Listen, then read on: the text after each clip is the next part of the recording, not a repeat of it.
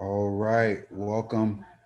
My name is L. Jermaine Russell, and I am here for another episode of Stocks and Squats, where we go over the week of, how the stock market should move, might move, could move, right? Essentially, with these Stock Talk Sundays, what happens is that we look over not just the earnings, but we also look at the technical charts to really gather why and how certain stocks are going to move in a potential direction. And then towards the end, we'll come to an idea of like what stocks to really keep on watch and what indicators to keep in mind.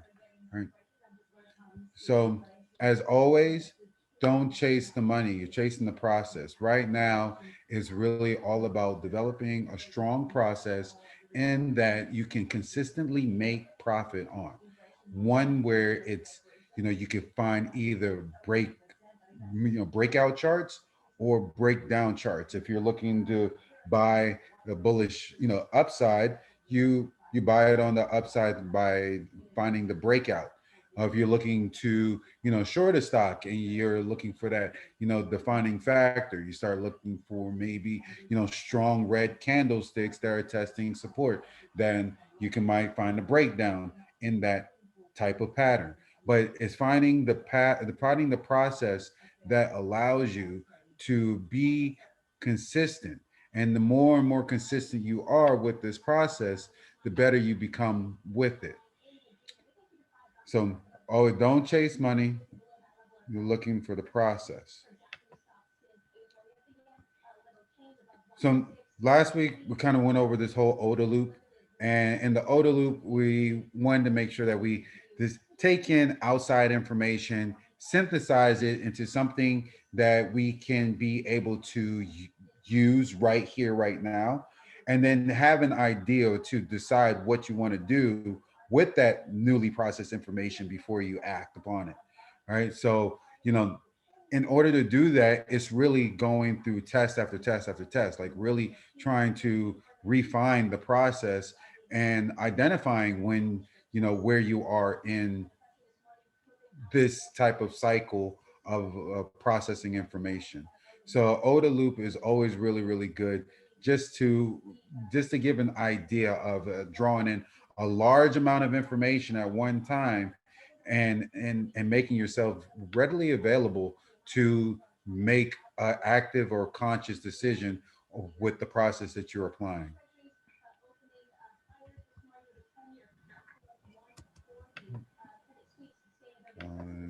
There we go. So want to go over the Wyckoff method as always. The Wyckoff method is very, very helpful. Gives us a chance to really identify phases in a stock chart pattern. Um, in a stock chart, we'll always see, and when we go over a lot of these plays for this upcoming week, you're going to see this typical pattern where you'll see higher highs and higher lows on stocks that are going on the upside. And as these higher highs and higher lows are being created, eventually it's going to start to consolidate. And once it starts to consolidate the trade sideways between a price range, that's where you'll see that a definite support and resistance areas have been created. And then once that energy of trading sideways tappers out, then you'll start to see lower lows being created and higher lows being created all the way down until it retests previous supports. And you'll see that previous supports will always be tested on the way down, as previous resistance will be tested on the way up. And you will see that on the next slide, where you'll have the Wyckoff phase on going from coming from the going low to and lower to its previous to a new support, to now consolidating again between a range and then finding its way to break through. Now, finding why it breaks through finally after hitting resistance a couple of times and not breaking through previously, that is what we're looking for. We're looking for that catalyst that will help support this breakthrough in price range. And with these upcoming earnings for this first trading week of March, because we are in a new trading week, we're going to see a lot of these reopening stocks that are going to have this type of pattern. Well, they start consolidating, and then once they start trading over this 200 SMA price, then you'll see that the actual stock price will go higher. So this is what we have to look for when it comes to earnings. Earnings when it comes up, which is tomorrow, there's a lot of interest in certain specific stocks because they might be testing support and they need that catalyst to actually move higher, right? And just tomorrow morning, we have two that we have, well, one specifically that we have to really think about, which is Workhorse, where they had a government contract, and then that contract, well, not a government contract, but they had a contract to supply energy to outsources, and now the government stopped that contract because they wanted to make sure that it stays American, essentially, at the end of the day. So the stock price of Workhorse was, I think, near $31 previously before, announcing that this deal went through, and then it dropped down to like $16. So it's going to be interesting to see how the government and government forces are going to influence the stock price of Workhorse. And then there's Neo, another company in the whole electric vehicle sector or industry, I should say, out of China. Right now, their chart looks like it's going to downtrend. And this looks like it has nowhere else to go but down. However, if their earnings really does give something of, some type of good reporting, then it should go a little bit higher. Hopefully, it could go higher for those who are currently invested in it. I am not. Um, but I do think that it does have potential just because that China has been open, not dealing with coronavirus, for several months now. And at the same time, I've seen videos of them not even wearing masks outside.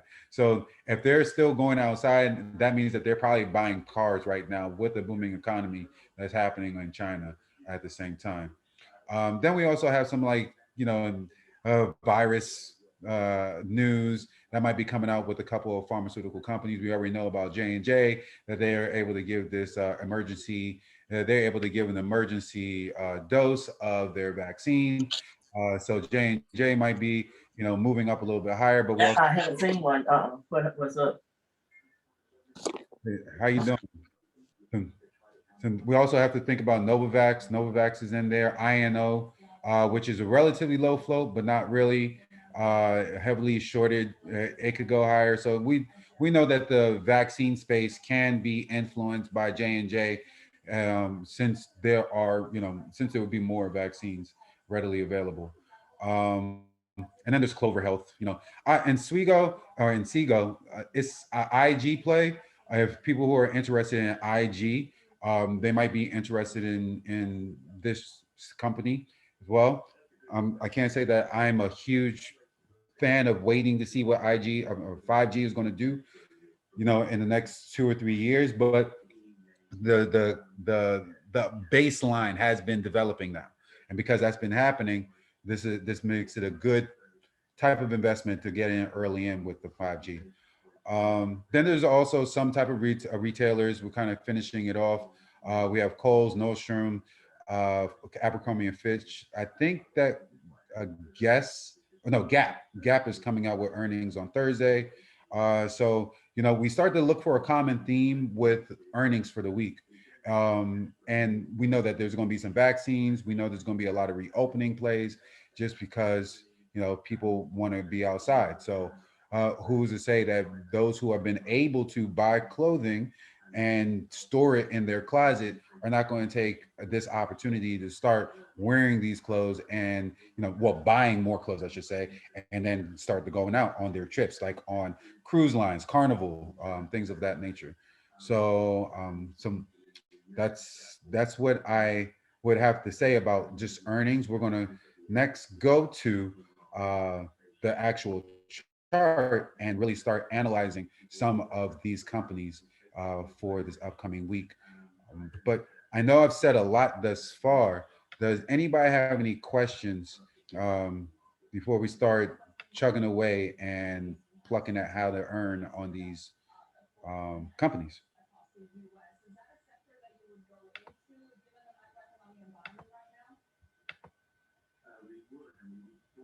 So I know last week we went over Royal Caribbean. And Royal Caribbean, I was telling people that yes, this looks like a great buy. I think you should buy it. I think this was on. It was they were coming out with earnings on this day. So that Sunday. So yeah, this was 19th, 22nd, 19th. So this was the Friday, the 19th. So first and foremost, let's orient ourselves, right? So before we review that, what happened last week, you can tell the price definitely increased. But looking at how the chart is set up, so you can be able to identify these type of breakouts are really like quintessential, right? You don't want to just buy a company and not really know where to buy. You probably buy at a higher price than what you typically think. And then now that we have it looks like the market wants to pull back. You don't want to be the person that's buying at the top, and then all of a sudden it starts to collapse on you, and then you have nothing but downside to look at, right? You know, so let's orient ourselves with this chart. And what we tend to do is that we want to orient ourselves around the 200 SMA. When we have oriented ourselves around the 200 SMA price, this is a simple moving average. This red line right here, the simple moving average price gives you an idea of if the stock is bullish or bearish. If the stock is going to go up, that's why it's a bull. A bull fights upward, right? So is the stock going to go up or is it bear? Bear fights downward. Is it going to go down? And when we orient ourselves around this 200 SMA, you can collectively see that it did come down once it was trading below the 200 SMA. And then it continued to trade sideways or consolidate, eventual spikes every once in a while, but it will always get rejected by this 200 SMA price when it's trading below it. Um, so once the stock price continues to trade sideways and starts to cross above the 200 SMA price, then we know that is in bullish territory. So we can start thinking that the stock will go up now. And we can use several indicators to justify this claim. All right. So as we zoom in on the chart, we start to really look at how it started to trade right above the 200 SMA. So what happened here? We have this green line, which is the 5 exponential moving average. So when the 5 exponential moving average crosses above the 20 simple moving average, this teal line, right? So this teal line, once that 5 crosses above the 20, the price tends to go higher. And then it'll go higher until it can test previous resistance. So we see that there was some resistance created here, and we could have early detected that if we went back into history when we looked back on June 4th, which was back here, and then February 27th, which was back here. We see that that was previous resistance. So, oh, okay. Well, if that price continues to, try to go any higher, it would not just level out here, but it would find on price action some type of spike to go higher. However, how we know that this price was not going to go any higher back here is that it was starting to test the 20 simple moving average price, which is this teal line. Also, what else that we can use to confirm that is this MACD. The MACD stands for momentum average convergence divergence. So what it is just a momentum indicator. And that momentum indicator, once it crosses going down, that means that the price can go down. If it crosses these lines, crosses to go up, the lines can go up. Now, whatever trading platform that you use, the colors can vary, but essentially at the end of the day, if it crosses down, the price is going down. If it crosses up, or at least the momentum, I should say, I shouldn't say the price, the momentum is going down. If it crosses up, then the momentum is going to go up. But it didn't do that. It came down with the price. So let's continue to further orient ourselves with this chart. So here we see that there's another technical indicator called the RSI, the Relative Strength Index. So this relative strength index, anytime when it is the stock becomes overbought, it being the RSI changes color. It changes to a red color. You can see it over here. It happened back here where it's overbought and then it pulled back. When it's overbought, it will pull back. If you had a position in the stock and it turned red, then that's your time to sell. That's typically not your time to buy. People tend to want to buy when it's red because we all have the euphoria feeling that the price is always going to go up. But we're not the market. The market tells us when the price is going to go up or when it's going to go down. And until we become the market, we just have to, you know, rely on market, what the market wants to do, and recognize that, hey, if it's going to go down, maybe I should just take my profits and allow it to go down. And then maybe if it balances out, which it did here, then I could possibly buy, right? But as we can tell, it didn't. It pulled back a little bit more. When it pulls back, typically when it wants to test a new high on a time frame, um, it wants to pull back to the 200 SMA price. Always, it typically wants to do that. It wants to test that price, and if it can test that price, it will. And that's usually near some support. And support was right around here at the $64 price. Previous support, I said 64. That was 64. Yep. So right around here, about 66, 65, right? And it continues to go back along this red line that I traded. So it was hard for me to even really fixate on a solid price because this is, as technical as this can be, it's not an actual science. It's using these moving averages as gauges because they're moving averages. That means that prices are going to move throughout the time frame that we're using. Throughout the day, this price is going to adjust. But we try to use that price as just a gauge to let us know that, hey, this stock still has potential to go up because it not only found support, but it's trading above the 200 SMA, and it crossed the stock price crossed above the 5 exponential moving average, and then the stock price continued to go up higher. Also, it was coming out with earnings. Also, every time it came out with earnings, it was always positive, right? The stock price always went up after earnings. So there were so many things behind it that this price could only go up higher, right? And then if we also use these last two technical indicators, which the TTM squeeze, the TTM squeeze is another momentum indicator. And what happens is that if the zero line is green or red, it gives you that specific direction. So this zero line being green, meaning that when it's green and the momentum starts to turn these histograms to teal color, that means there's buying and there's potential of it going up higher, right? So that was happening over here. But also what happened over here that you can also use as another indicator to confirm if the stock price would go down was if the histogram starts to turn a darker blue and it's green, that means that, hey, there's buying, but it's slowing down slightly and it might potentially go down, which it did. And then once it goes down, it crossed below the zero line, but the zero line was still had buying with it. So there was buying, but the price was coming down. There was buying, but the price was coming down. There was buying, but now once the histogram switched from red to yellow, now it's buying, but the price is slightly going up, right? And you can kind of see that with the RSI. You can kind of see that with the MACD because it's trading along the zero line of the MACD, right? And then once we started seeing, hey, that the zero line starts to turn a little bit red, hey, maybe it might have some downside, and which it did. So this confirmed that there was going to be some downside.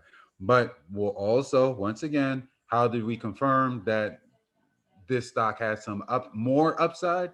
Was the TTM squeeze. The TTM squeeze showed that the histograms was above the zero line and that it was just going to trade higher, which it did. Even on Thursday, where it pulled back, it has to pull back. The RSI is overbought. If you had a position here, on Monday, why not take your profits? What is this? This is from 73. Oh man, y'all are rich. This was from the 70s to the 90s. That's $20 a share. Let's say you bought a contract at that time, right? And you said, hey, I call that it would go to, we'll say, a March contract. There you are. You buy a March contract for, at that time, what was it? 70, we said it was like $77 or so, right? Your contract would be $16 pretty much a contract if you had bought it, at a closer time frame. I can't even like really give you a real assessment of what it was back then. Actually, I can.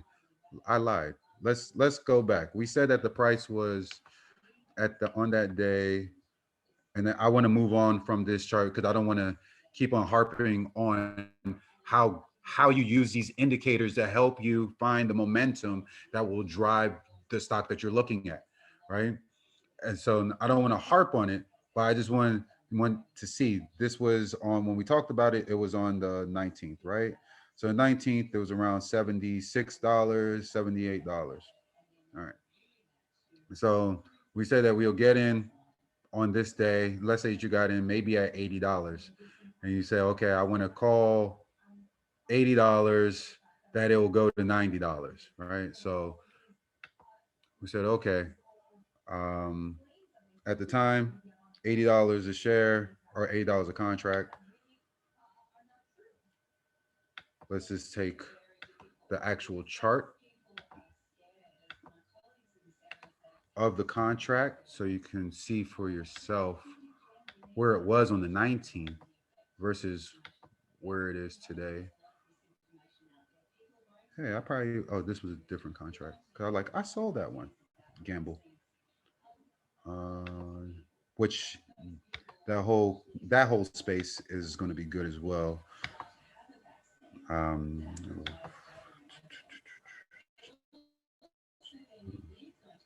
oops, there we go. So this is the options contract. The options contract on the 19th would have been about $4, $4 or $5 a share, a contract. So if you bought it there, $4, bought one contract, that's $400. You hold it because of all that positive earnings and the momentum and all that stuff. It went up $10 a contract. That's a good $1,000 right there in just a couple of days, right? You buy two, 2,000 or so. Like that's just rough numbers, but from 4 to roughly 18, if you held it all the way through, you're doing good. You're right on your first trade. Like I don't see any problems with that. So let's see if we can replicate what we did with not only Palantir the week before that, and I forgot we did so many before that. Let's start digging into some of these earnings. Did anyone have any questions about anything that I've mentioned thus far?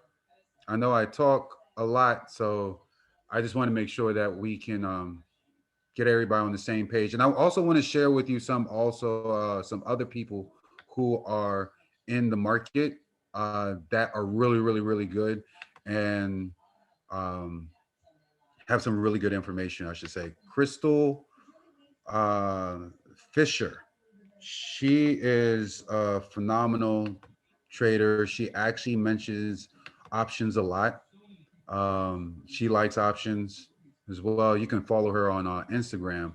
but she had, she has some stuff that's really, really good as well. So I was going to show some of the video, but I think it refreshed on me. Let's Yeah. So she goes in on a lot of on how to like identify where to buy on a chart as well. Um, we're going to use this. This is pretty much the Wyckoff method. So there's so many ways and so many people that we can learn from and gather strategies and really try to hone in on a strategy that you can say is yours and truly yours, no one else's. um, but while we help each other, it really just, because I might buy on a day and then someone be like, no, I want to hold this one for a month, right? And they might see something in the fundamentals, which is the their income statement, their P&L, those monthly things. So like they might see something on their fundamentals that says, hey, I might want to hold on, like Palantir. They might want to hold on to a little bit longer. So, she's a day trader sometimes, and sometimes she holds long. So, it's really just identifying your chart. And I definitely have a chart like that I adhere to. So like before I go on, does anyone have any questions?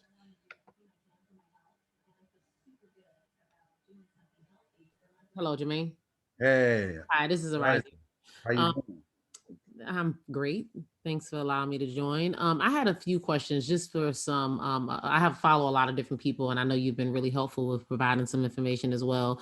What do you recommend for simple chart reading? Like you're going through the chart, and it obviously to me, and I don't know for others, but they've probably been doing it for a while. It's like a foreign language, so I'm looking at it, and everyone talks about the MACD, and you have to do that. What do you recommend for just learning how to read the charts? And do you do any trading with, or do you chart everything before you actually trade, and purchase any type of stock? Do you always go and rely on your charts?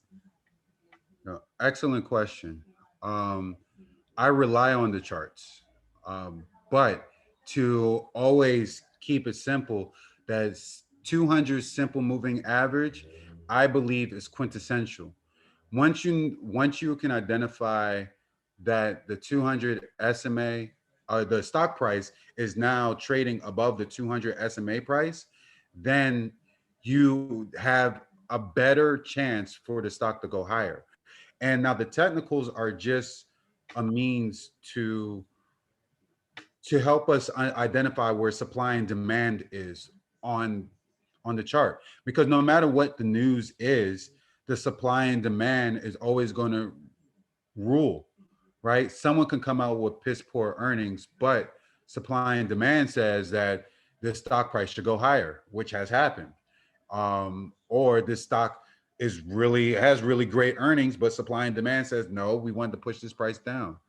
So um, so for someone who is like just starting and really trying to get a handle of where are these where is this stock going, and I don't have time to really like get into the nitty gritty of the actual chart. Uh-huh. I will always say first, you want to see what type of company it is, because now if you're not looking at the chart, you want to make sure that you're looking at the fundamentals to pick the right company, right? So when you look at the fundamentals, and you I'll give you the website right here, actually. Finviz. Finviz.com. That's the one that I particularly use a lot. Okay. I know there's trade windows, no, tradingview.com that people use as well. There's all this is to get like background information about the company. And when I use Finviz, like let's say now I'll use Finviz for, let's see, what company should we what company should we, uh okay, we can look at Workhorse and Neo, since those are going to be the first ones for tomorrow. Um, so when I go to Finviz, I'll go to Workhorse, right? I liked Workhorse. I thought, well, I like Neo too. They both were very profitable for me, but it's still at the same time, what we're dealing with now. So if you can see this on your screen, when you're looking at Workhorse, you see, oh, okay, well, we see the chart, we see what now their technical are, right? The things that matter the most, which Mhm. is the share float, like the actual amount of available shares available for this company, and then the percentage that shares that people are betting against the company, which is 16% of this. So we can roughly say about maybe 20 million shares are betting against the stock, or available to bet against the stock. Right. So what you can do is scroll all the way down, and they'll give you their pretty much their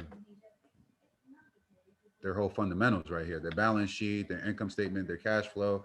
It's all right here, right? And if you want to upgrade your experience, you can always do that as well, where you can see further back, right? But roughly, most times, seeing the past 3 years or seeing quarterly is very helpful. So you get a much better sense of what's happening.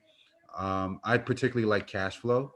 I particularly like to go there first, just to see what type of debt that they're really holding. If they have any like cash that can actually move. Um, so I see that their net income is like negative 120 or 110 million. So I know they're going to be somewhat kind of like desperate for cash. And then the working capital, like they have negative 12 million. Um, so I know that they're not really bringing in anything. And then their cash from operating activities is negative 50 million. So I know that Workhorse needs something to help, with their cash. But I also know that they have some money from financing, right? 116 million. So their financing activities might actually help them keep them afloat, despite whatever contract that they might have. So you might want to look at companies like from this aspect, as opposed to looking at the chart and saying, oh, okay, like you can even scroll down even further and see what happened on the inside, what the director and the CEO did. And then you can click on their SEC form. It's like right there. You don't even have to search for it. You can see that they sold, like they've been selling. They're trying to stay afloat. So this also tells me like, they might need some money, right? Their operating cash is probably, or well, at least their financing cash is probably a little flimsy right now on an annual basis. And so that's probably not something that you would want to invest in. We can do the same thing, a fundamental analysis, just annually on Neo, and see, probably, I wouldn't say the same thing, because I really actually have more hope in Neo. I think that their car could actually do something, as far as the Chinese version of Tesla. But we'll see how that all works. I don't want to putting my influence on nothing.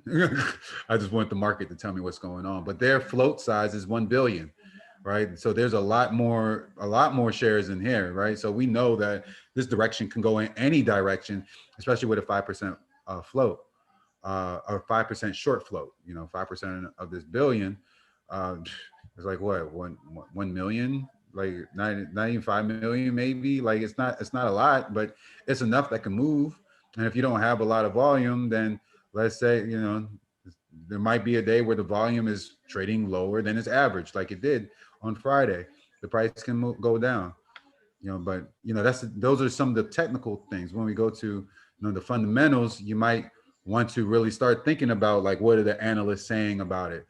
I don't really like the analysts sometimes, because I think that most of them are just, they're bought off in some way, shape, or form when it comes to what their interests are. And they will say, like, oh, not invested or have no conflicts of interest, but they're still speaking on it. So there's some type of influence that's behind it, but I don't know, at the end of the day. But at the same time, you can always come to the bottom of the webpage and do the same type of analysis, where you look at, the cash flow, and then this cash flow might actually predetermine how they do on earnings, you know. And they haven't really been, well, they've been around, but as far as the last 12 months, I don't think they really gave anything on their cash flow. Let's see if there's anything on the quarterly. So the quarterly, they're down -9 million in their net income, but let's see what they're financing cash. They're 1.3 million. So they have some type of cash. Their investing cash is pretty low as well. So they might need some backing, right? And say they come out with breakout earnings. Their earnings will say something like, "Oh, okay." As I put up the chart now, let's go to Neo first. Um, this chart, you'll come to the chart because you eventually would have to come to the chart.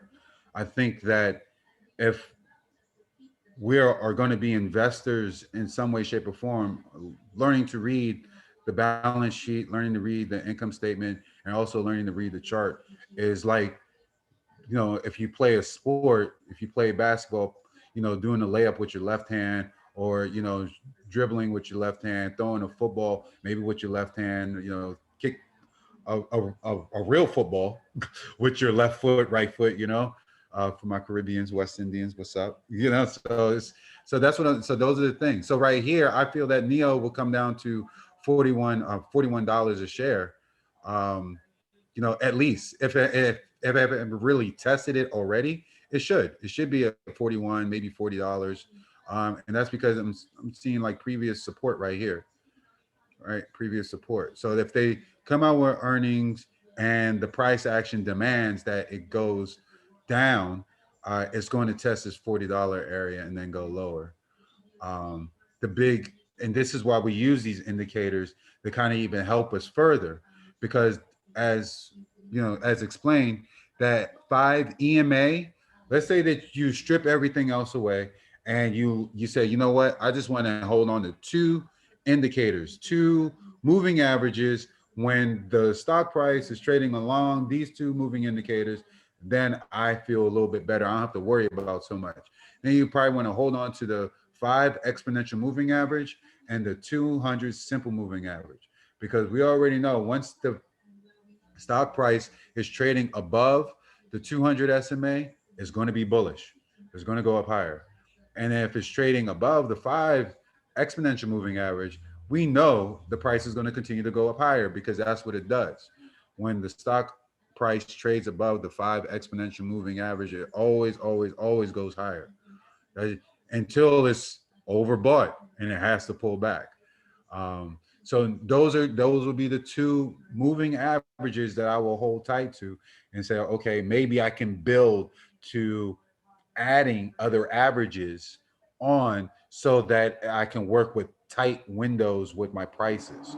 Maybe I will only want to risk 2% downside starting off, but as I get more experience, maybe I can risk 5% because I see the chart, I see the moving averages, and it's giving me more potential for upside, right? So as you grow in your own education as an investor or a stock trader, right?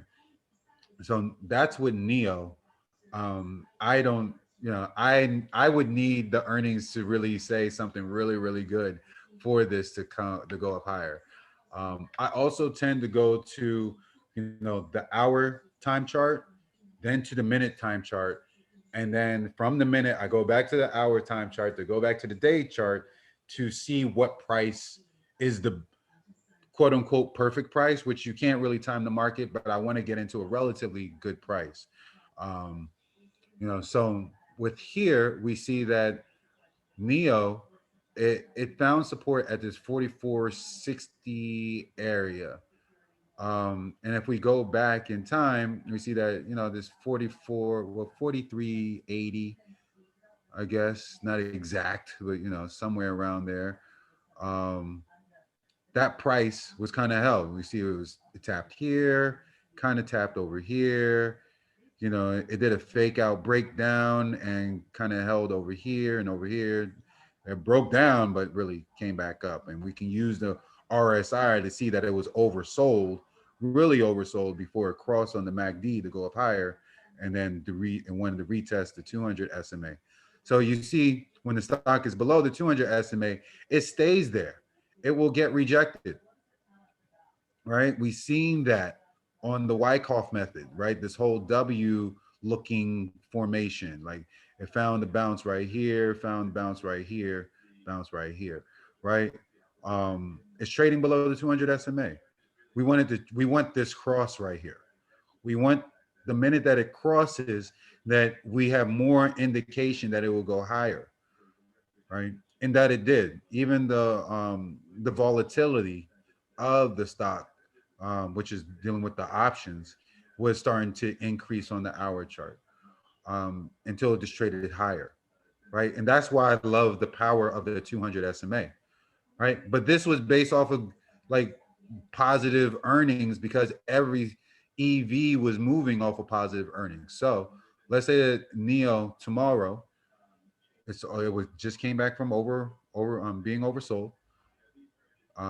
It found the cross on the MACD. On the zero line of the TTM squeeze, it's just crossing, right? It's just crossing with a teal histogram. And we know that that zero line is still red here, right? So there could be still some selling that might happen. But it did cross here. So this crossing the momentum kind of gives me indication that it might have an opportunity to retest the previous resistance, which was $47. I say 47 because that's where that resistance kind of was on Friday. But if we go back a little bit further, we see that that support at 45 was pretty decent. We see that when that $47 price range back here on Tuesday, this was Tuesday, February 23rd, we saw that it broke down on that price and then traded along that price point to go down further, but it came back to that price point on the day, even though it broke down until it traded to cross on the moving averages. So I'm seeing that that 47 area could be a nice possible breakout point, but at the same time, we want to know if the earnings is going to allow it to allow the stock price to retest this $55 price. This is the simple moving average on the hour chart. If it can do that, then yes, it will then be a confirmed buy because now it has some type of momentum behind it. But without any momentum behind earnings for NEO, this is going to be dead in the water around $41. So that's at least a $5 downside that you have to look. However, you might have, $9 upside. If the earnings are great, it crosses through $47, goes to 48. Maybe you might putter out around 48, trying to hit the 50. Because the 50 and anytime you have a whole dollar number, that's a psychological barrier. Like psychologically, people either want that price to go up or they want that price to go down.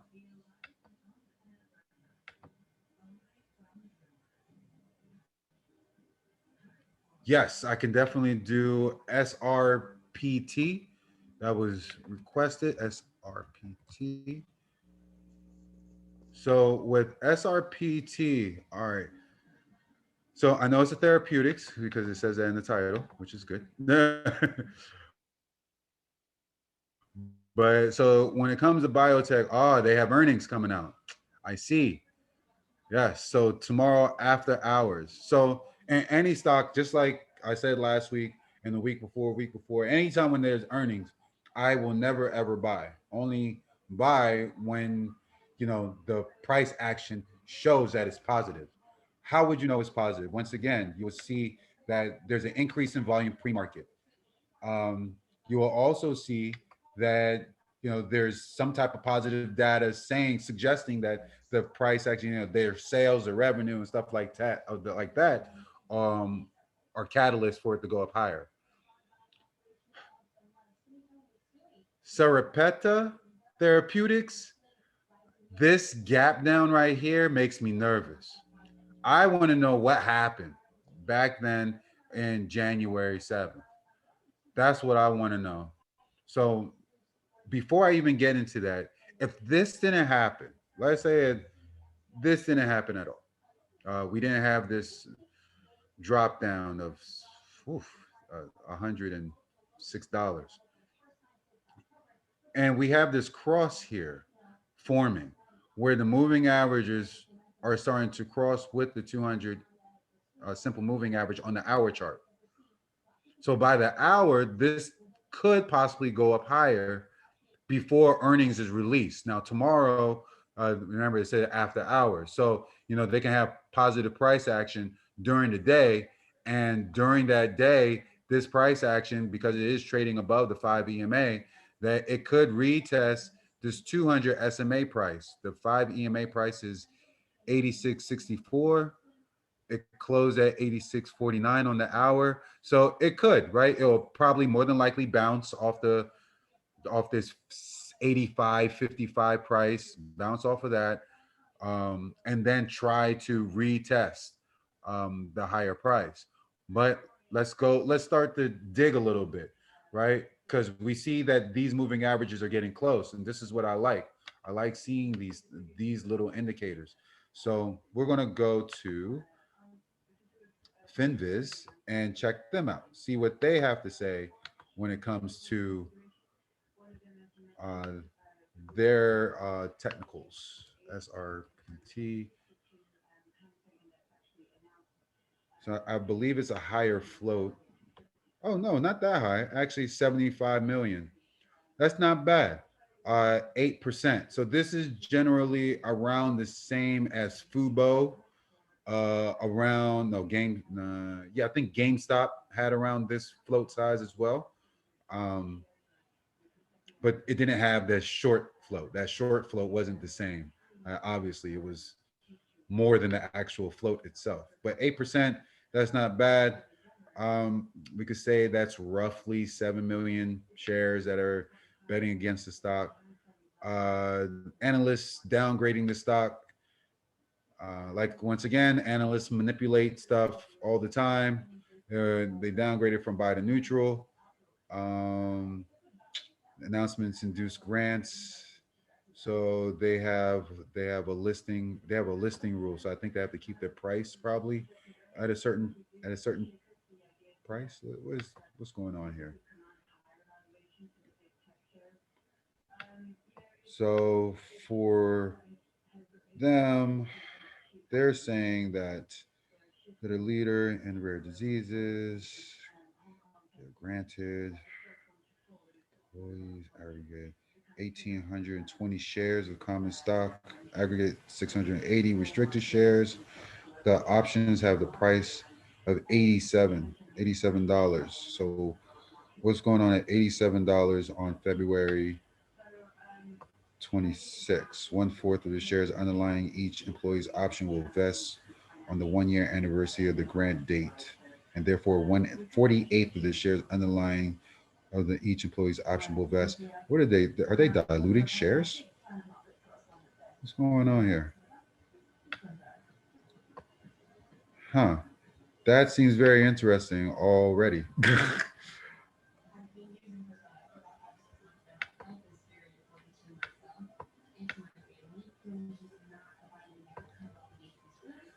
So, thought there was a merger of some sort that was supposed to happen with this particular stock. were there any news about this, about a merger? I've been reading different articles about a merger, and I can't remember the name of the company that it was supposed to merge with, but I don't know. See that they had an ongoing investigation, right? And then that happens. You just want to see how it settles. Like, okay, whatever. Every company gets sued. How does it settle? Like, who gets what money, and and how does the price action is affected by it? Um, let's start here. Encouraging investors with losses, which typically happens. They say, hey, call this lawyer. So that's what happened back in January. Um, they had a shareholder action alert, and that caused the stock price to plummet. And I know they deal with rare diseases, but what diseases do they specifically work on? Y'all were muscular dystrophy. Okay. RNA targeted therapeutics, gene therapy. Okay, everyone's trying to be in RNA, so I can understand your investigation of wanting to be in the stock itself. But I can't say that all therapeutics are equal here. Even though this is a well-known company, I know it's been around for years, and that's why it was trading at $210 a share. But there's something going on that I don't want to. I can't say that I know the whole background because I don't know, what if there are any mergers that are being, but there could be a merger in there underlining, and I have no idea, right? And this is where we'll go to the SEC filings, and let's just show, right? If there's any merger agreements or anything of the such, there will be a definitive agreement that would be filed. And that's what CCIV had to do. And that's why everybody was like, where's this definitive agreement? Where are you at? So this is what you'll do. You go to the SEC filings.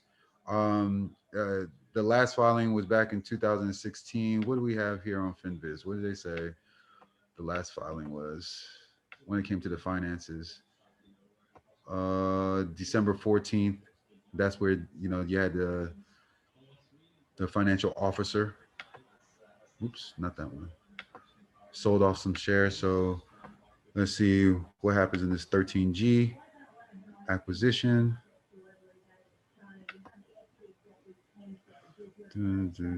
Common stock. Importing persons, Sands Capital Management. What are you doing with 977,000 shares? Aggregate, reporting person.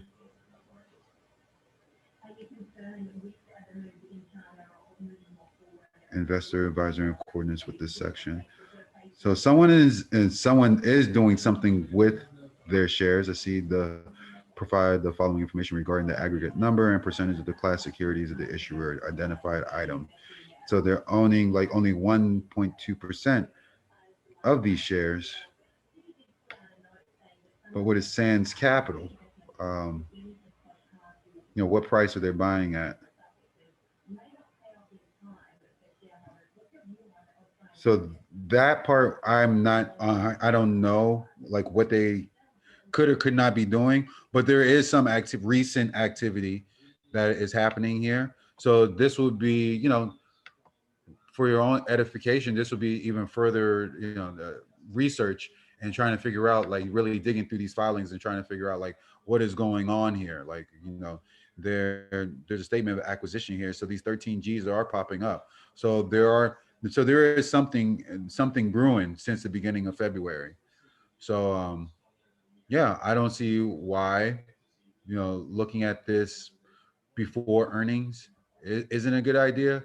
But if I were to buy and thinking the whole long term, I would wait for the earnings to come out first, then see what price point they're at, and then look for your entry and exit, right? You always want to have an entry and exit plan anytime you make a position.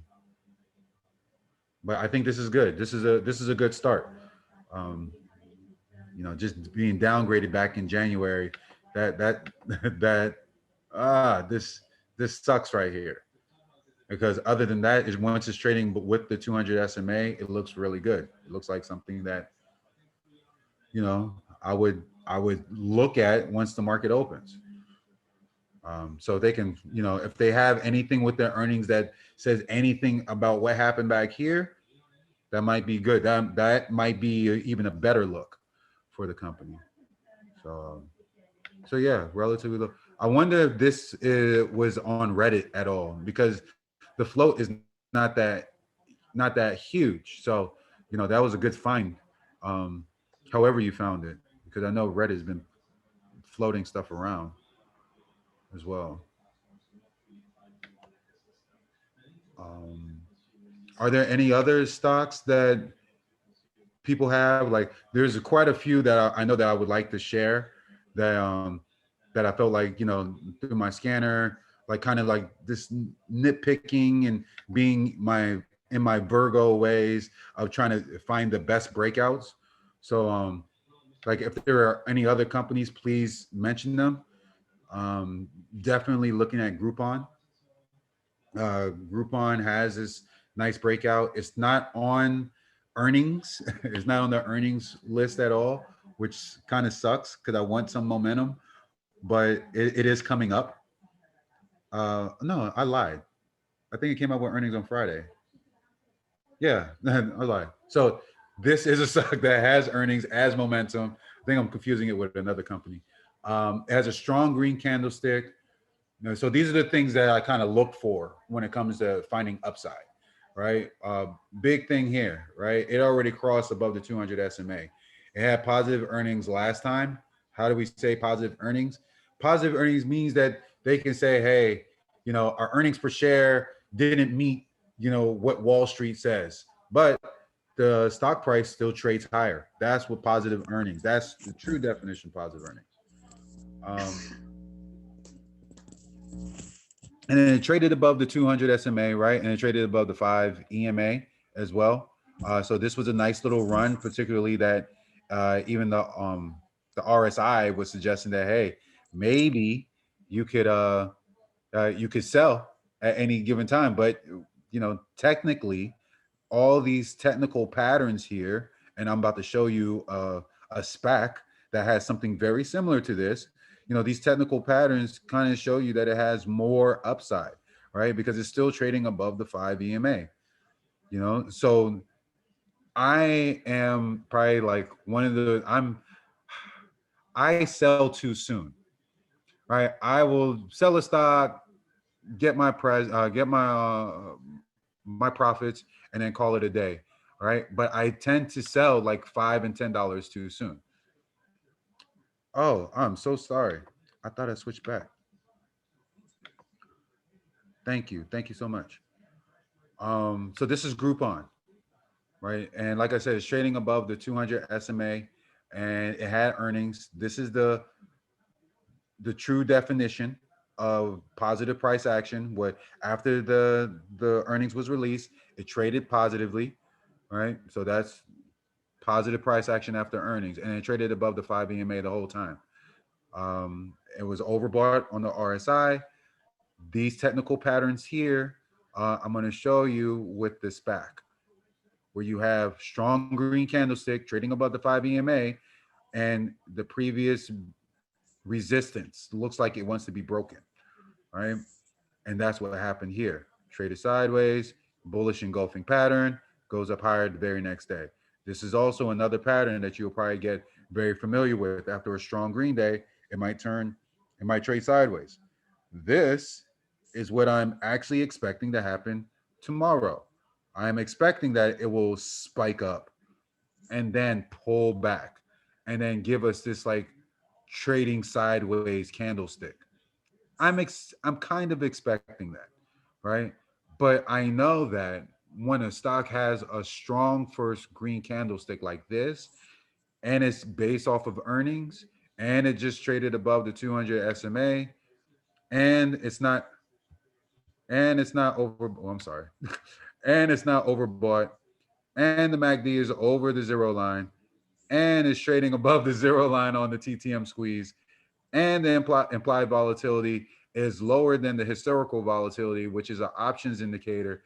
These are all green lights to say that, hey, maybe this stock could close the gap here. Maybe it could, right? Huh. What do I have to lose? What do I have to lose? The downside is $37. We'll say 37, maybe 41. I like to exaggerate my downside risk sometimes, just so I know that I could exponentially lose, right? So it gets me afraid to lose that amount. But let's say, okay, we're going to try to be a little bit more, maybe a gunslinger. I don't know. I don't do gunslinging. But we'll say that $40 is the support because of the psychological barrier, not $37.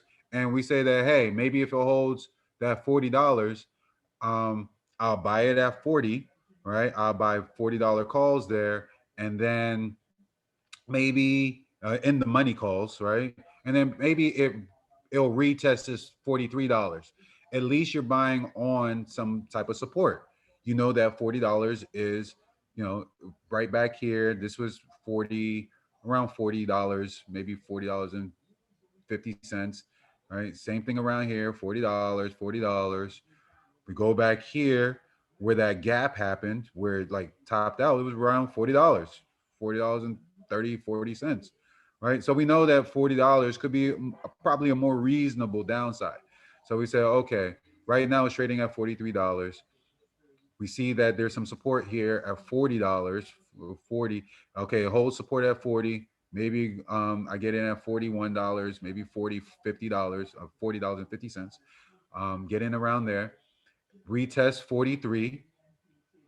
Positive earnings on continues to grow on Tuesday, continues to go throughout the week, right? Because it's not overbought yet. It's still trading over the 5 EMA. Maybe it can go and cover up this gap at $56. This is not the first time we have seen this chart pattern. We have seen this chart pattern before with Simon Properties. Now, Simon Property Group did the same exact thing, right? Where it didn't have that major gap like Groupon did, but it had a considerable downside. That downside was strong. It was heavy, right? And that was back in March, obviously, right? And it continued to wanted to retest the 200 SMA until it did. It crossed over, but what did it do? It filled the gap. It filled this gap, this heavily declining gap at 120 now, right? It's testing 120, I should say, but it's damn near back at pre-COVID levels at 142. That's what I'm saying. We were in this before at $90, getting out at near $100. You know, so this was something that we didn't expect that earnings would even give it anything. Well, I'm sorry, we didn't. This was no, this was back last year, November. We didn't expect earnings to really do anything for it because we're like, who's operating in any of these brick and mortar places right now? But as we can tell, you know, retail still has some type of movement, and SPG is part of that. They bought what was the name? Not GE. It was one of those clothing, JC Penney. So they're invested in JC Penney now. So JC Penney pretty much is paying their landlord, which is Simon Properties. So Simon Properties still has some type of, you know, money floating around in these brick and mortars that will allow them to fill up the gap of the pre-COVID levels.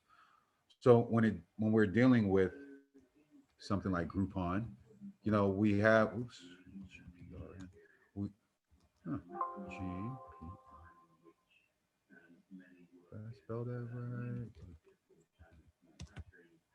Ah, RP, whatever. So when we have an example like Groupon that is showing us, like typically that Wyckoff method, right? We see that it came down, balanced out, then it had this nice slow increase, came back down. Now it's trading, it's consolidating, came down, went up, consolidating. We're seeing this whole consolidation here. After consolidation, there's typically a breakout. This earnings might be the reason why it break out to a higher price, right? So we have the technicals to back it, and we might actually have fundamentals to back it as well. So that's why I like Groupon when it comes to it. I think that it has the technicals behind it. I think that it has the fundamentals behind it. Now we just got to see if the volume is going to match it. So if the volume matches it all, and we can go back to FinViz, make sure I switch back and go back to FinViz. And I know you said that you bought a specific calls on SRPT, so I do want to look at that, and hopefully we can analyze it for your benefit as well. I'm gonna do that again. So when we look at the technicals of Groupon, we see that one, it's a relatively low float. I love low floats. 22 million. 10% of that float, people are betting against the stock. I can only imagine how many short sellers would want to cover if it's 10% of this. That is roughly what, 200,000 shares out of 22 million. So that's what, 1/5 of that betting against the stock. So we'll see. Um, we'll see what happens with that. I said 200, right? No, that's about 2 million, 1/5. Yeah, about 1/5. So, so yeah, that will be something. We know that low floats can spike. That tends to happen. And I think there was another thing that happened here, that there was insider buying that actually happened back in June, right? So, and in April, obviously, because the prices were low. And it was at 21.57 here. What was the stock price again? 43.40. So I don't know. Uh, I still don't know what like price they exercise their options on, but I know that there's buying. There's more buying than selling. I like that too. Also with the fundamentals, move this out the way. We'll go to the cash flow, because that's the one thing that I keep on going to the cash flow, because that's one thing for these low floats that you want to look at too, right? So they have some cash for their financing activities. Um, Let me see. Their operating activities is at negative 64 million, so that's something to be of some type of concern. Their financing cash flow items is at 16 million, so that's something to also be in concern of. So maybe, even though that they had a good positive Friday, um, hopefully they'll get some type of, hey, here goes some news that they're getting more money to, strengthen their goods for their health and beauty products, or people are making more deals or making more reservations for airlines and hotels. So these are other things or other channels that they're bringing in revenue that hasn't really been reflected yet on their finances. So I could see this one going up higher. um, if not tomorrow, then during the week. I'm not going to say tomorrow is definitely going higher, but definitely during the week. There was a SPAC as well, and because I do want to get some of these in here. DMYI. I like when these stocks are just starting, but this candlestick pattern, this is something that you probably want to look at quite often, particularly if it has a strong green candlestick day on the previous day, right? Because it's engulfing the previous red day. When this happens, typically the next is going to make a new high. That's what typically happens. It's not overbought. I don't believe this has options at all, but I feel like this is a clean breakout. Possible. Um, what they do, they are, well, one is a SPAC. They want to get into mobile, like mobile phones and stuff like that. So they're a blank check company that wants to buy the fastest quantum processor that is located in Silver Spring, Maryland, from this private company called Ion Q, like Ion, like ION, then the letter Q. So this processor apparently is supposed to be really, really good.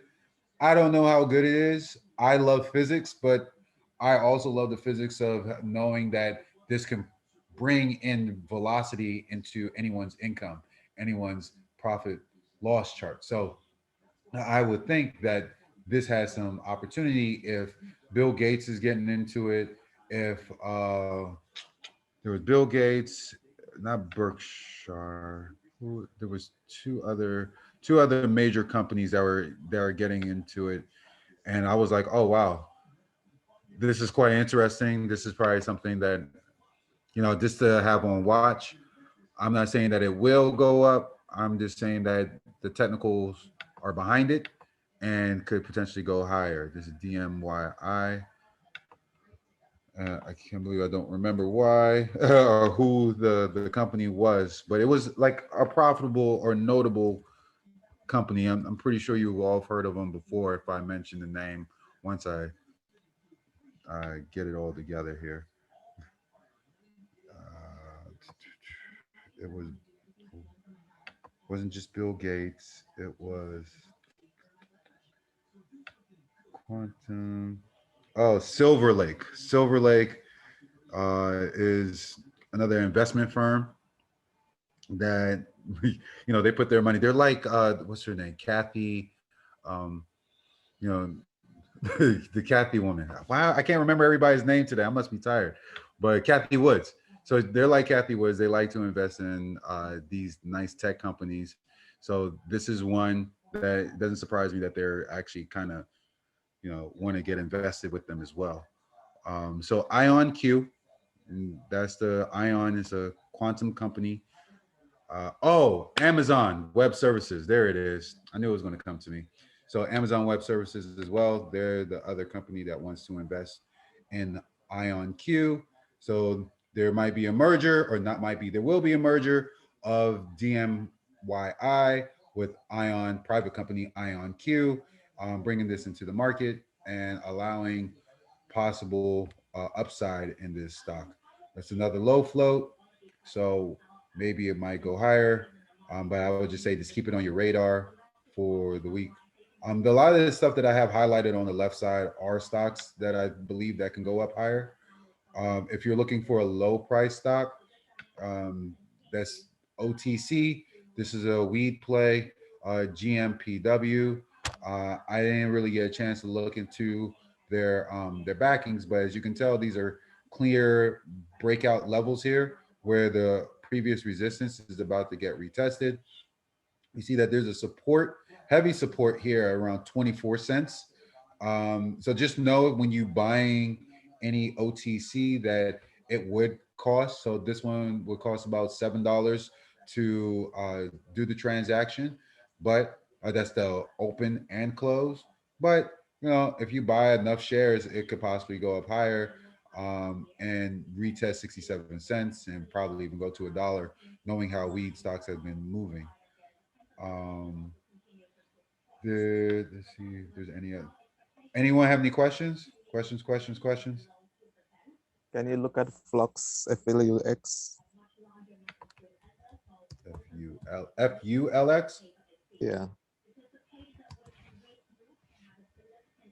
FU or FLUX? FLUX, yeah, sorry. So this one, Flux. Why is that? It looks familiar. The hour chart. You want me to go to the hour? Mhm. I love the hour. So yeah, the hour looks like it wants to reject this 200 SMA price. Um, on the day chart, on the daily chart, it was coming back to the 200 SMA, but there is support here around this $12, 11.89 price, but it closed. It closed at 790, and it went up $5 a share. So something's brewing in here. After hours, Yeah. because there are a lot of insider buying. Because even the website that I told you about, Which one? Not TradeView. no, insider.com. That's right, Insider. What did they say? Yeah, hold on, let me go back on it.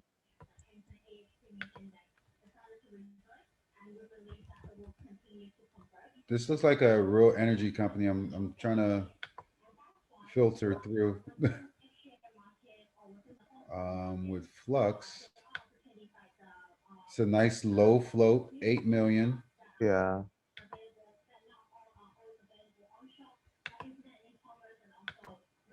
7% betting against the stock. We have some analysts have it at a buy. So 10 emerging energy technologies that you can invest in today. And then we have Flux Power Holdings as being one of them. Trying to see what was this one sale from the director. That's fine. Yeah, I found Lithium ion. that's what it's involving. Yeah. Lithium sells rechargeable lithium ion energy storage Okay. for electric forklifts, airport ground support, which that will be very much key. I remember I told my cousin, because he wasn't sure if he should invest in the airliners. This was back in December, and I told him JetBlue, Southwest, and Canadian Air, and all of them are excellent, are up higher from that. So it'll be a good place to see how energy is going to influence the airliners coming up, especially as COVID dwindles down in some shape or form. Yeah, I was on the website that I told you about, and I found it in a few more, one of those that a lot insider buying. And that's like a few days of February 26th. I like that. So right now it does have some, with the insider buying, it seemed like they had earnings on February 11th. Let's back out real quick. I don't see it on there. Where's the Flux Power Q2, their earnings? They lost, but they came out on February 11th. Seemed like some winners and something. No, that's why they came down. They came down because of earnings. But it's interesting. You see this engulfing candlestick right here? So this looks like the change of the reversal, or the potentials, the start of the reversal, which if this happened, where you have this strong green candlestick, this slight green candlestick, it's not strong, but it shows that there is some type of buying and showing that there might be some type of support here, demand at this price around $13. And you're on the day chart, right? yeah, I'm on the day chart now. I just broke out from the hour.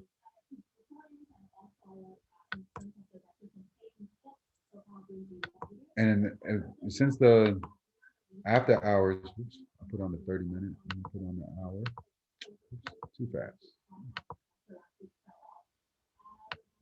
So when we come back to the hour, and it closed 790.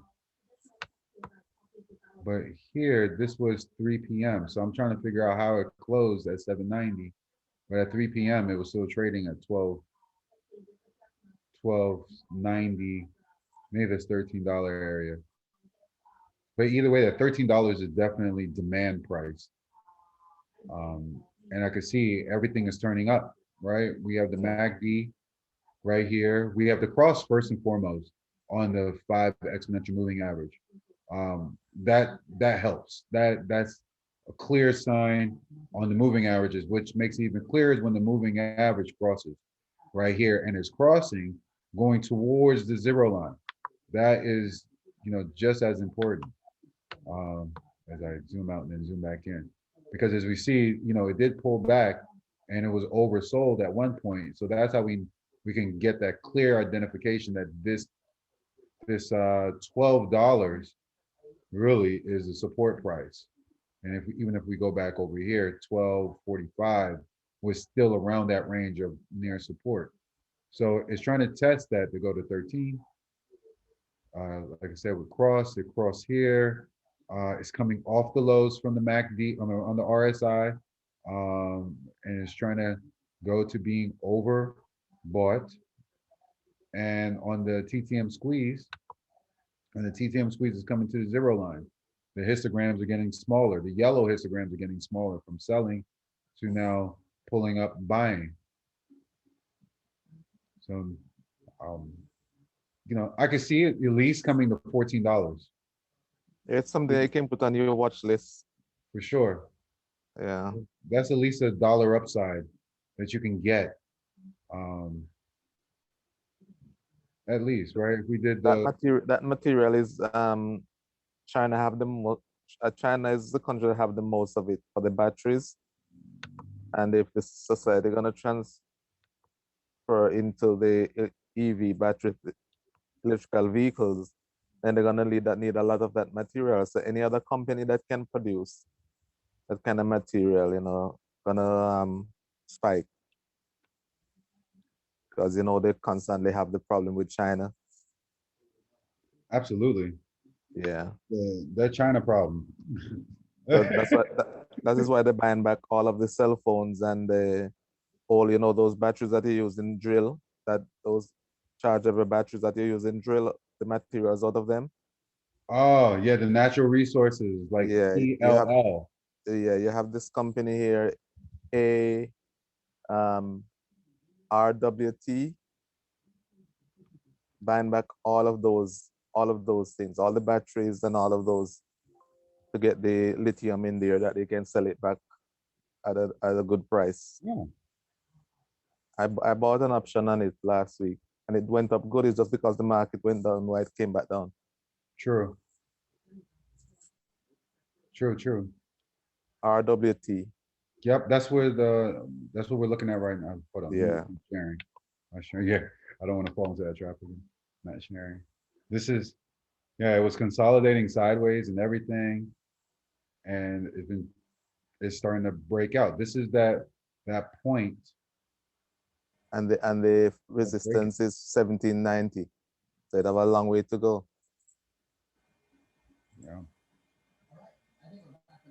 Yeah, it's still not even near the breakout on the RSI at all. Yeah, I can see this still. This is redwood, so I'll put this Yeah. something to watch. And it gives dividends. Look at that. Ooh. My man. I didn't And even it notice gives that. dividends. I didn't even notice that. Trading above the 200. There we go.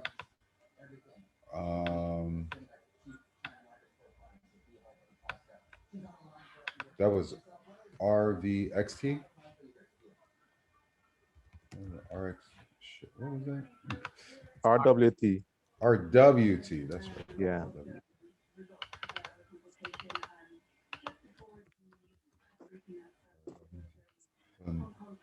Have that.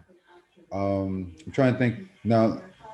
I know I did say I wanted to get back to that other trade where it was the call option, but I did wanted to look at OMP. This was another one that I called last week, like during the week.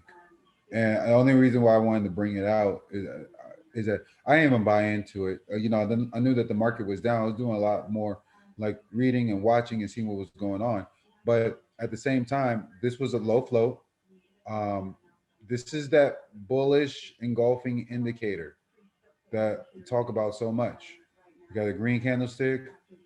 You have this pullback, which I believe Groupon might do.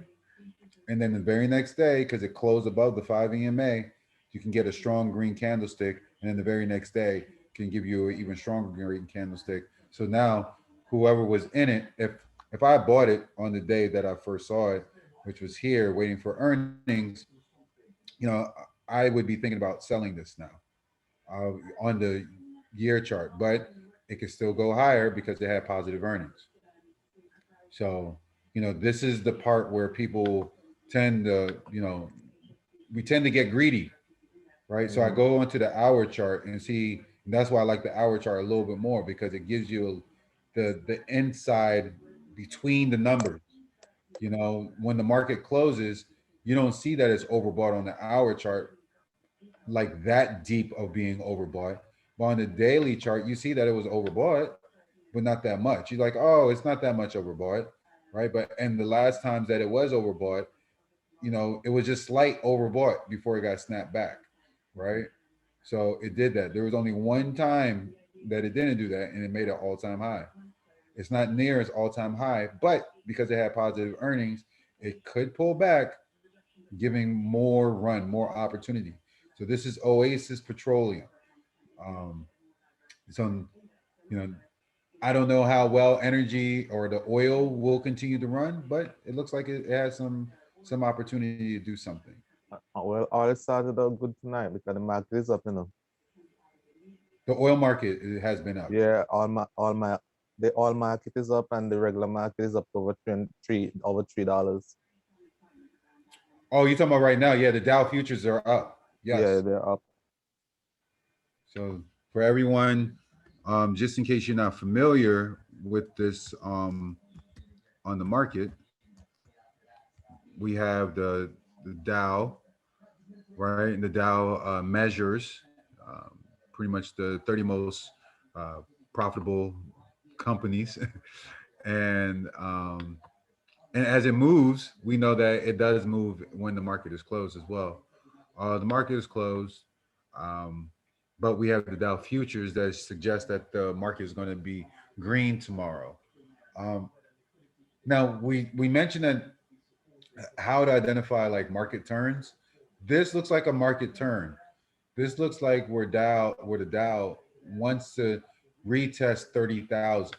It wants to make sure that whatever the Democrats bring into as legislation this week, that we have a stock market that supports those, this growth, right? So I believe that the market will be red tomorrow. Um, so because it will be red, whatever positions that we might be in, we have to really look at our due diligence and understand where our support and resistance levels are. And if the industry that we're in supports the growth of that stock, right? Because just because the Dow is down doesn't mean that it's going to affect all sectors. Because if we go on our heat map, we know that there's several sectors. This is all the watch lists. So let's just narrow this in. This is the Dow Jones right here. So the Dow Jones, we have Apple, Microsoft, they're green, right? But J&J was red, Merck, JP Morgan, Goldman Sachs, Walmart, Disney, all red. Disney's still a buy. It was red, but we still had some strong, like Home Depot, they were green, right?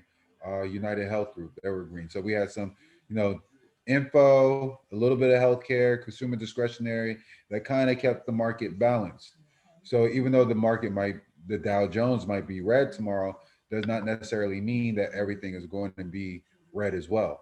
So that's why we look for charts that give out this breakout potential. So when the market is down, we still have an opportunity to break out because, shorts are probably going to try to pile in, not knowing that all this bullish activity is possible because we know that we can squeeze out the short sellers. Squeezing out just meaning more bullish sentiment than bearish sentiment, squeezing out the short sellers, causing the price to increase, like what we saw with GameStop, AMC, Yeah.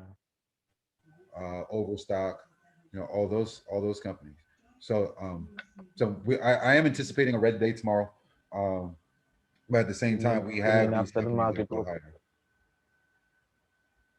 What Say do you that think again? after the market will just it will just open in the green to suck in everybody and then go back down? That's what you mean?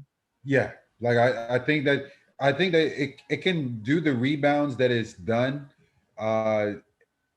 in the month of February, because in February there were times that it would pull back. Right, the same time when it pulled back, it also would regain everything during that day. There were some positions that I didn't even have to sell, even though I was like, man, I probably should sell it now. and then it just regained everything. I'm like, okay, now I can sell because it's just going to go probably lower, and the market is showing relative strength going into the close. Take out the paint of art, right? Say that again. Just shake out the paint of art. Yeah, shake us out, because I know I get faint of heart and I don't want to hold stocks Yeah, way it too happens to long. me sometimes. But one stock that I did end up buying was CALX, They are a software tech company. You know, it fits everything on my radar. The only thing I don't like is that it made a new high on Friday, because typically when it makes a new high, it wants to pull back to the 20 SMA, and it didn't do that. It closed higher on the day. It has a bullish engulfing candlestick pattern here. It crossed up here, so the momentum is still showing that it has upside. It's not overbought. You know, the TTM squeeze is just showing real strength here. Um, and it's been positive ever since earnings. After release earnings, it's just been trending higher. So this software company, um, so like I said, it's a low float. I do expect it to go higher. I don't know how much high. I'm anticipating probably $45. Um, I would be happy once it gets there. But other than that, I really don't see a reason why it would fail, only unless the market really gives us a fake out breakout. Because this is pretty much my bread and butter. Once it crosses on the moving average, once it crosses on the MACD, you know, this allow it to ride the wave. I got in at this hour. I got in at the 2 p.m. hour towards the close. Okay. So I was waiting for it to actually go up higher. Um, it didn't. It traded sideways, which is fine. I am anticipating downside $39. If it goes down to $39, then I will typically, you know, look to close my position, because I don't want to hold all the way down to the downside. I don't want to see it to test this 20 SMA price.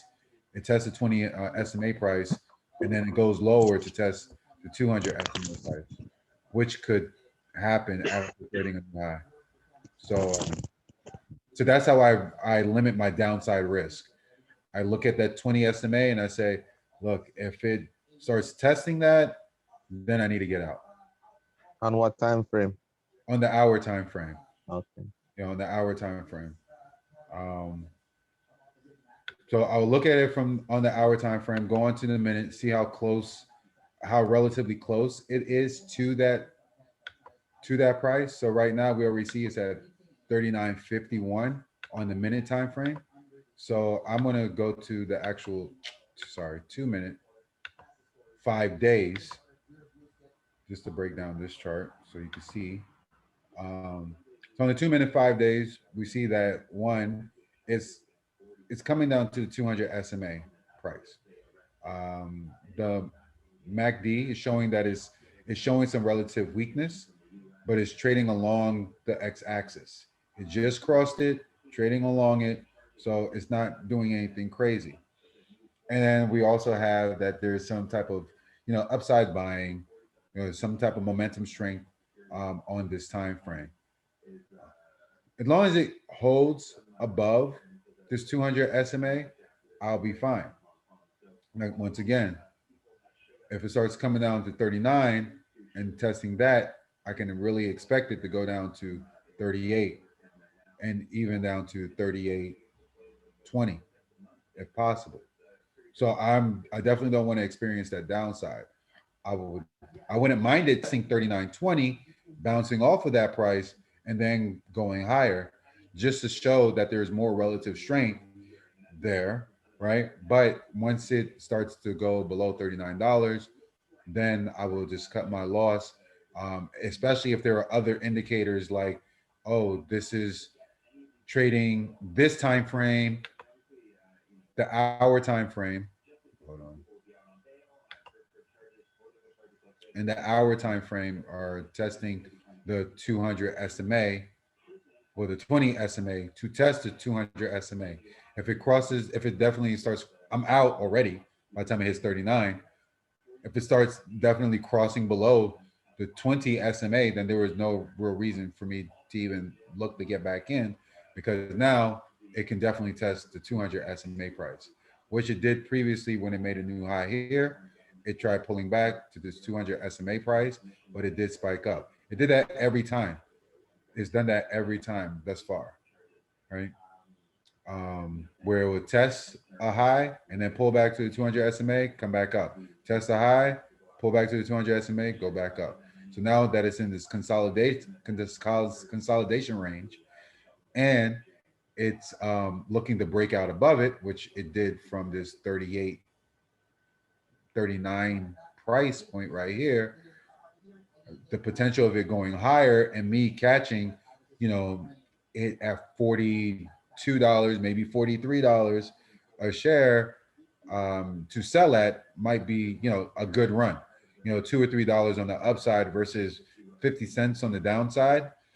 That risk reward, this is definitely a day trade for me, right? I like that bullish engulfing candlestick, right? But for me, it's a day trade just because how the market conditions are. If the market conditions tell me differently and price action tell me differently, then I might switch and transition and say, okay, maybe I can hold this because technology is looking stronger, because technology was looking weak this past week. But I know that there are plays available, right? As we look in information technology, it was pretty much weak. We had Microsoft that was doing pretty well, but and in the Dow components, but if we go to the Russell, we can go to the Russell 2000, right? Russell 2000 had a lot more movement, right? Information technology was very mixed still, but the Russell 2000 will tell us where a lot of these movers, these high flyers are. And that will give us more of an opportunity. I love me some semiconductors. We didn't even get a chance to go over that on the earnings. Marvell is going to be another company that should be going higher. MARV. What was it? So this is another one that a lot of investors really do like. It's a low float stock. They're coming out with earnings. We have this engulfing candlestick pattern. It might tomorrow go green, right? It might turn up, but all the momentum right now in the day chart is saying that it's going down. I would wait until earnings comes out. This is on Wednesday, to see what earnings say before getting in on this one. But, people love it. The sentiment, I know Fitz and I always talk about sentiment and how do we know that the stock is going to go up? The sentiment might be behind this semiconductor company because there's lack of semiconductors.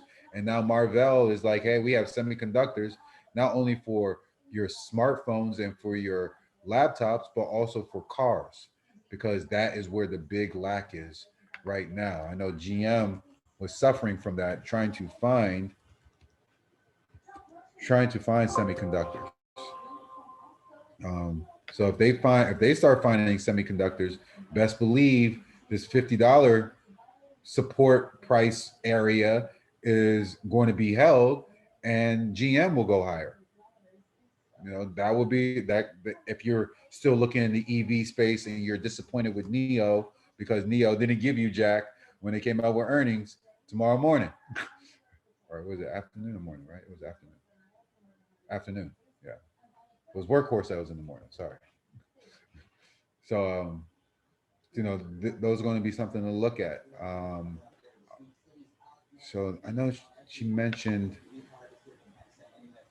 Oops. I know she mentioned the contract, and I keep on saying I'm going to get to the contract, and I haven't gotten to the actual contract. Oh, okay. You didn't mention. Oh, okay. I thought you mentioned a specific, Keisha. I thought you mentioned a specific option call. So sorry about that. So yeah. So that's what I have for that. I think as far as other companies that can do some real damage, Sunrun, after they released their earnings, we see that even though they became red when they released earnings the very next day, it was green, right? So on a red day, market day, it was still green, up $4. So don't be surprised if now that this candlestick wants to test the 20 SMA on the year chart, which is $70, as it's trading at $62. We'll break it out to the hour chart so you can see the prices in the nitty gritty time. All right. So we see that 63, really 64 is that resistance. We see it right here, 60, maybe 63.50, 63.50, 63 or $64. Somewhere around there, that's nice resistance. Right now, it closed at 62.58. And you know, we have the bid and the ask somewhere around that 62 area. So we can see that, hey, maybe run if all of technology runs pretty well, because even though this is a solar play, it's still listed in technology. I still don't know how that really works, but it's still technology altogether. So let's say that it will get rejected by the 200 SMA price. We know that, but who's also to say that even though it'll get rejected, we know that it has some type of upside, right? It has some ground to cover before it gets rejected. Maybe from this $63 area to possibly 68. That's $5 of upside. If I'm only risking this 20 SMA price, it's $60.83, right? I moved my cursor over here so I can see the bubble highlighted on this side over here. So it's $60.83. That's what the SMA price is. So that's what, from its price right now, maybe a $2 risk. So I'm risking $2 on the downside for $5 on the upside. You know, the risk reward is not heavily that bad, right? Especially if there's momentum that really helps push the stock price up. We see that it crossed on the x-axis here for the on the x-axis. We see it's crossing over the x-axis. The moving average for the MACD is crossing over the x-axis. It's not overbought on the RSI, and the TTM squeeze is still saying it's going up higher. And the volatility for options is relatively low now on the hour, right? So maybe that 62, we say 62.85, we say that it holds at that price. We're looking at $60, $61 might get tested. So we say $61 might get tested, right? So we'll say, okay, let's go to the minute chart. What does it look like on the minute chart? It's still testing above the 200 SMA. I extended out the 5 days. When I extended out the 5 days, I thought it was coming down to 61 already. Like I already had my trigger marker ready. I was like, okay, it's going to come down to $61. It never triggered again during that day. It just passed by my trigger and everything. I said, oh, okay, this is great. Never came back. So, which is fine, because as we know, once it trades below the 200 SMA, it has to come back up, and it's up above the 200 SMA. So I might look at 61.80 being that price to really try to get in at, but the 200 SMA price is 62.25. Right? I wanted to trade above 62.25. I use a 2-minute chart because it's close to the minute chart, and I wanted to see multiple days. I can't see multiple days on the 1-minute chart, right? So, but it's relatively close on the 1-minute chart. The 200 SMA price is 62.30. On the 2-minute chart, what we said was 62.25, 62.30, 62.25, whatever, relatively the same, but we get to see more days. And that's the part that's most important. Because we get to see more days, we can see where the support is. We can see where the resistance is. And the resistance at 63, if we would get in at 61.85, $62, that would be a good time to get in. In hopes that it can retest the $66 area, $67 area. On the downside, you know, because we always want to think about downside risk. You know, if it starts coming down to 61.45 and it's oversold on everything, you know, you might want to start thinking if you want to get out too, because it might still trade below the 200 SMA on the minute chart. But at the same time, we know on the hour chart, it's trading below the 200 SMA. So that would be another clear indication that if it's trading below the 200 SMA on the minute chart or the 2-minute chart, and it's trading below the 200 SMA on the hour chart, then that means that it's not going to have enough strength to continue to move up higher based on what the minute chart is doing. The minute chart has to show some type of strength to help influence the hour chart so that the day chart can also be influenced. So when we come to the day chart and then we see everything starting to turn up, when we see that maybe on the TTM squeeze, the next histogram turns yellow, and then the volume continues to be green, then we can use these time frames to help consolidate a relative price to get in at and a relative price to sell at. Because if we say that the price is always going to retest the moving average, hey, this price is closed above the 5 EMA or near the 5 EMA, it wants to retest the $72. It can go $10. It can also go $5. But you want to understand that the moving averages are there to help guide the price, guide you on where the price movement is and where it could go. It's not a definite science. It's the estimation of a price. And you're hoping that that price can guide you to select the best price for your upside and to protect you on the downside.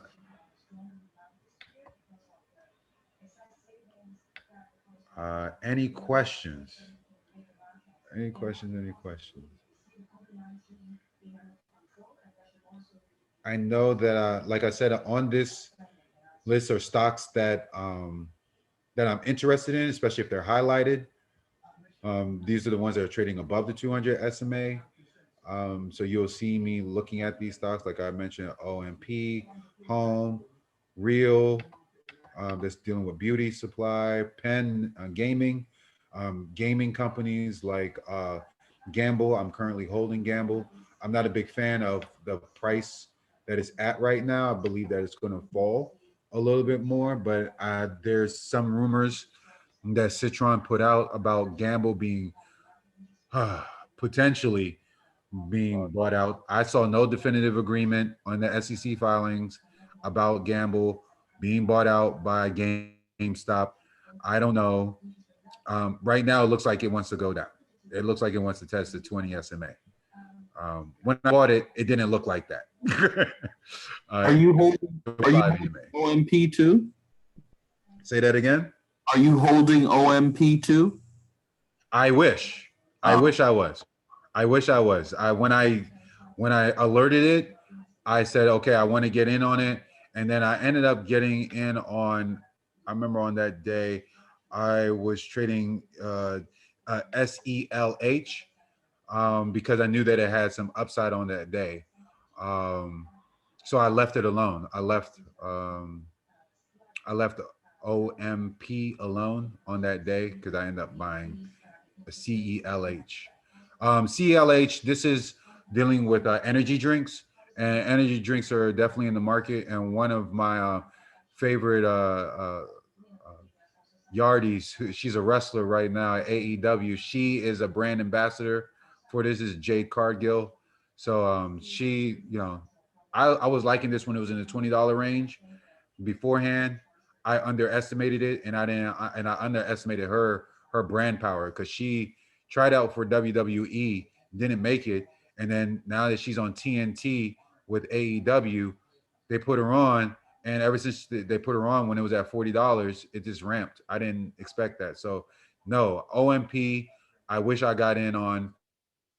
I bought this thinking that it was going to hold. It didn't, so I just sold my profits and got out for a day trade. So, but OMP, like I said, it's overbought now. Just a bit on the hour chart, on the daily chart. On the hour chart, it's super overbought. So I expected the pullback. I expected the pullback, and when it pulls back, it's going to pull back to this 20 SMA price, which is $18.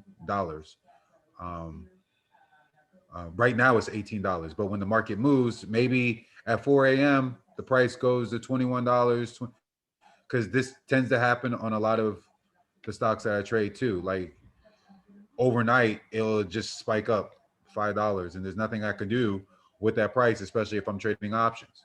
So I've been kind of like going to buying shares of some companies just so I can take advantage of that price movement in the pre-market, because pre-market, you get pre-market vibes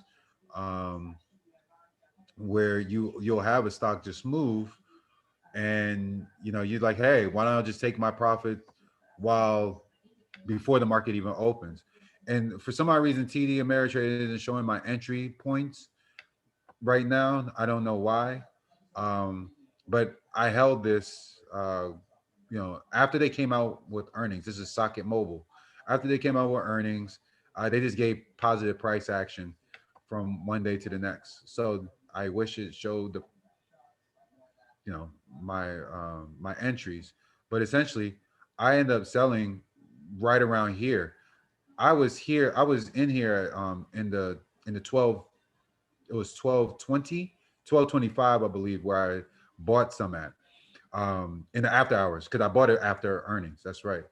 So when they came out with earnings, I was like, oh, okay, you came out with earnings, price action was good. And then it spiked going on, and this is at 5 in the morning, right? This is what I'm talking about. 5 in the morning, went up to $18.60. If TD Ameritrade was available to trade at 5 in the morning, it would be much better. I couldn't sell it at 6, and I had to wait until 7. I sold, I think it was around 7:30, because I slightly woke up a little late, and I was like, okay, I'll take my profits at 14.25. So it was $2 of upside. Still, right? Even though I couldn't sell at 5, it was still $2 of upside. So, when you have these type of chart patterns where you have a catalyst like earnings that will give you some type of upside. It was a previous spiker. That was another reason why I bought it. You can take advantage of those price movements in the pre-market, 7 a.m., 8 a.m., still have an opportunity. And even when the market opened, still had an opportunity to sell at a higher price, right? I think I was, this was Thursday, so I was inspecting a couple of restaurants. So I was like, hey, I got other stuff to do, right? So you trade around your time. I'm not expecting, no one should expect you to be in front of the stock, chart all day. You're like, you cannot, as a human, like, you have other stuff to do. But also know that there are times during the day that are suitable for buying and suitable for selling.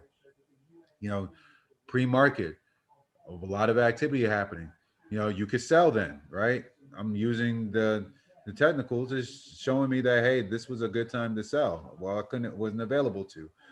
It's coming down after being overbought. Maybe you should start getting ready to sell. Yes, I will listen and I will sell. So you start looking at little things. The MACD was starting to cross. You say, okay, I need to sell. I need to get out of this thing because I'm up, and there's no reason for me to try to prove a point that it can retest $35 a share. Just take my $2, be out, be up $10, be up 10% every day. In some of these books that I've read, they will say, as a day trader, you earn 1% a day. That is 300. What trading days is what 300 and it's 300. No, it's 250 trading days or something like that. Really, throughout the whole year. So by the end of the year, you're up 250%. If you just gain 1% a day, right? That 1% is like compound interest. It's like you're just gaining that 1% on executing a trade, one trade at a time. Every time you execute one trade at a time, it makes it easier and easier to get these $2 gains overnight, or day trade an options call from 10:30 until 12:30, because after a stock has positive news behind it during the pre-market hours and it's holding at 10:30, then around 11 going into lunch, it still has upside, right? It's not doing it on this chart, but that tends to happen. Stocks will have positive news pre-market, hold their gain. They'll pull back at 10 a.m. Around 10:30, they will find support, and then from 10:30 going into 11, then they'll start finding some more upside. Sometimes that doesn't happen at 10:30. You're still looking at that support at 11 a.m. There's still support being held. And then at 11 a.m., it goes higher until 12:30, 12:45. And then you can sell. That's only 2 hours out of your day, maybe 90 minutes that you're really watching a stock to find some upside. Right. So use the time, understand the ebb and flow of the market. Once you understand, like, this is why I love yoga, because there's an ebb and flow in everything what you do. I do jujitsu. There's an ebb and flow in jujitsu. There's an ebb and flow in the market, right? There's probably an ebb and flow in healthcare. There's too many healthy people. Give them all vaccines, right? So there's probably like, why are they healthy? They're eating green food. They're ordering from Whole Foods. We got to bring down Amazon. So they're too healthy. So there's an ebb and flow in almost everything. There's an ebb and flow in the whole economy. It was frothy. Everything was too high. Over last year, this time, the market was down. There's an ebb and flow. The market historically goes down around mid-February, early March. This is why I expect the market to be red tomorrow. Like, it tends to do this. And then going into April, May, June, when housing propels the market, it will be there as support. Everyone buys treasury bonds. Well, not everybody, but companies start buying treasury and start holding the bottom a little bit more. And then we could probably get some more upside. But right now, I expect the market to go down. Despite any technicals that I already done showed you, all of this can mean nothing at the end of the day. Is merely a guide to help and support your price entries and exits, and to understand where to how to identify these stocks that move so strong, so exponentially. Um, I want to ask a question. I have no even though I asked already. Do you have to turn on something on special? Because I think all my aftermarket things are turned off. Do you have to turn them back on to do aftermarket, a pre-market? Like when you click No the pre-market wheel. thing. But I tried and it didn't work. I tried it. I don't know. Look if You tried when it. Oh, so the when wheel, click the wheel at the top and see if there's anything there that turn on, let's say pre-market. I don't know. 1 second. My laptop just got slow on me for a second. All right, so I'm not I don't 100% know. sure why it's doing that to you. I don't know. I don't know if there's something that I have to turn on in order to do.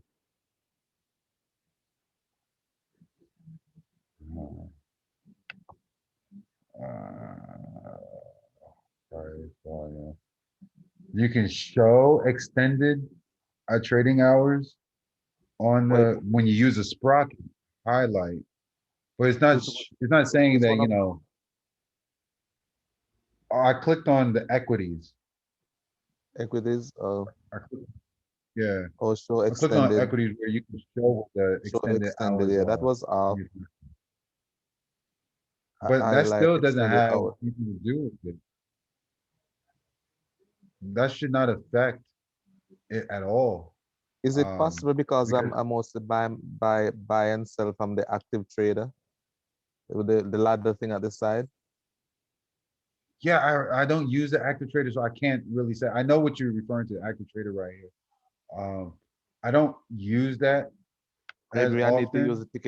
the ticket like that.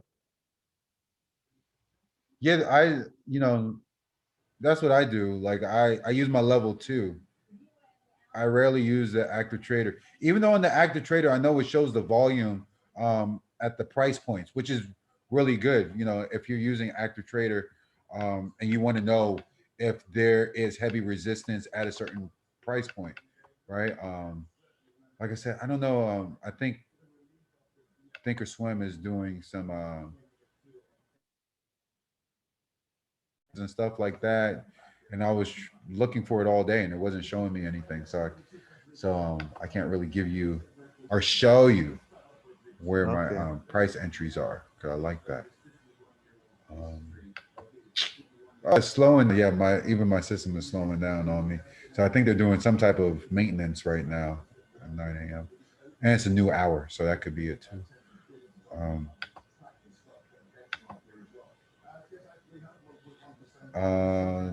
so yeah, if I were to buy, if I were to buy in the after hours, what I'll do is I just go to the extended, or well, good to close extended, right?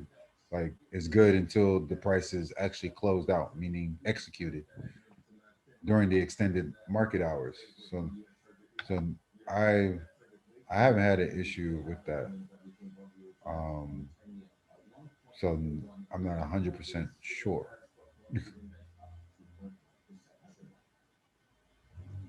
I have another thing at the bottom of my screen here that say company growth, growth phase 1, growth phase 2, and stock highlight. I don't know how to remove it. Growth phase. Right at the bottom where you have the level 2 there. Oh, where I had to, you said it was around here. It's a growth right where you have the level 2 there. I have a thing that's spread right across over to the watch list, just like the level 2 there where it say growth phase 1, growth. I don't know what I clicked and it came there. I don't know how to move it. Maybe I wonder.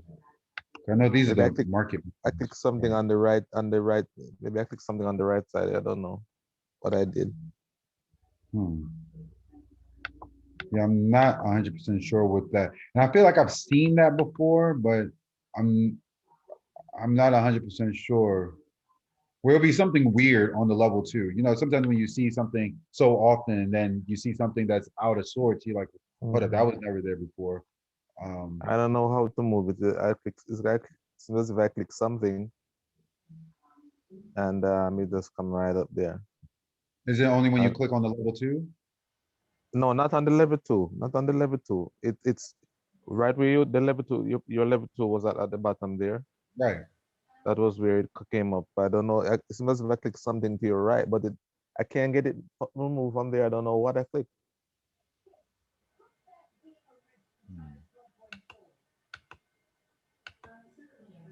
I wonder. No, And I just can't get it moved. that I don't know. Sorry, I wish I could answer that one. Yeah.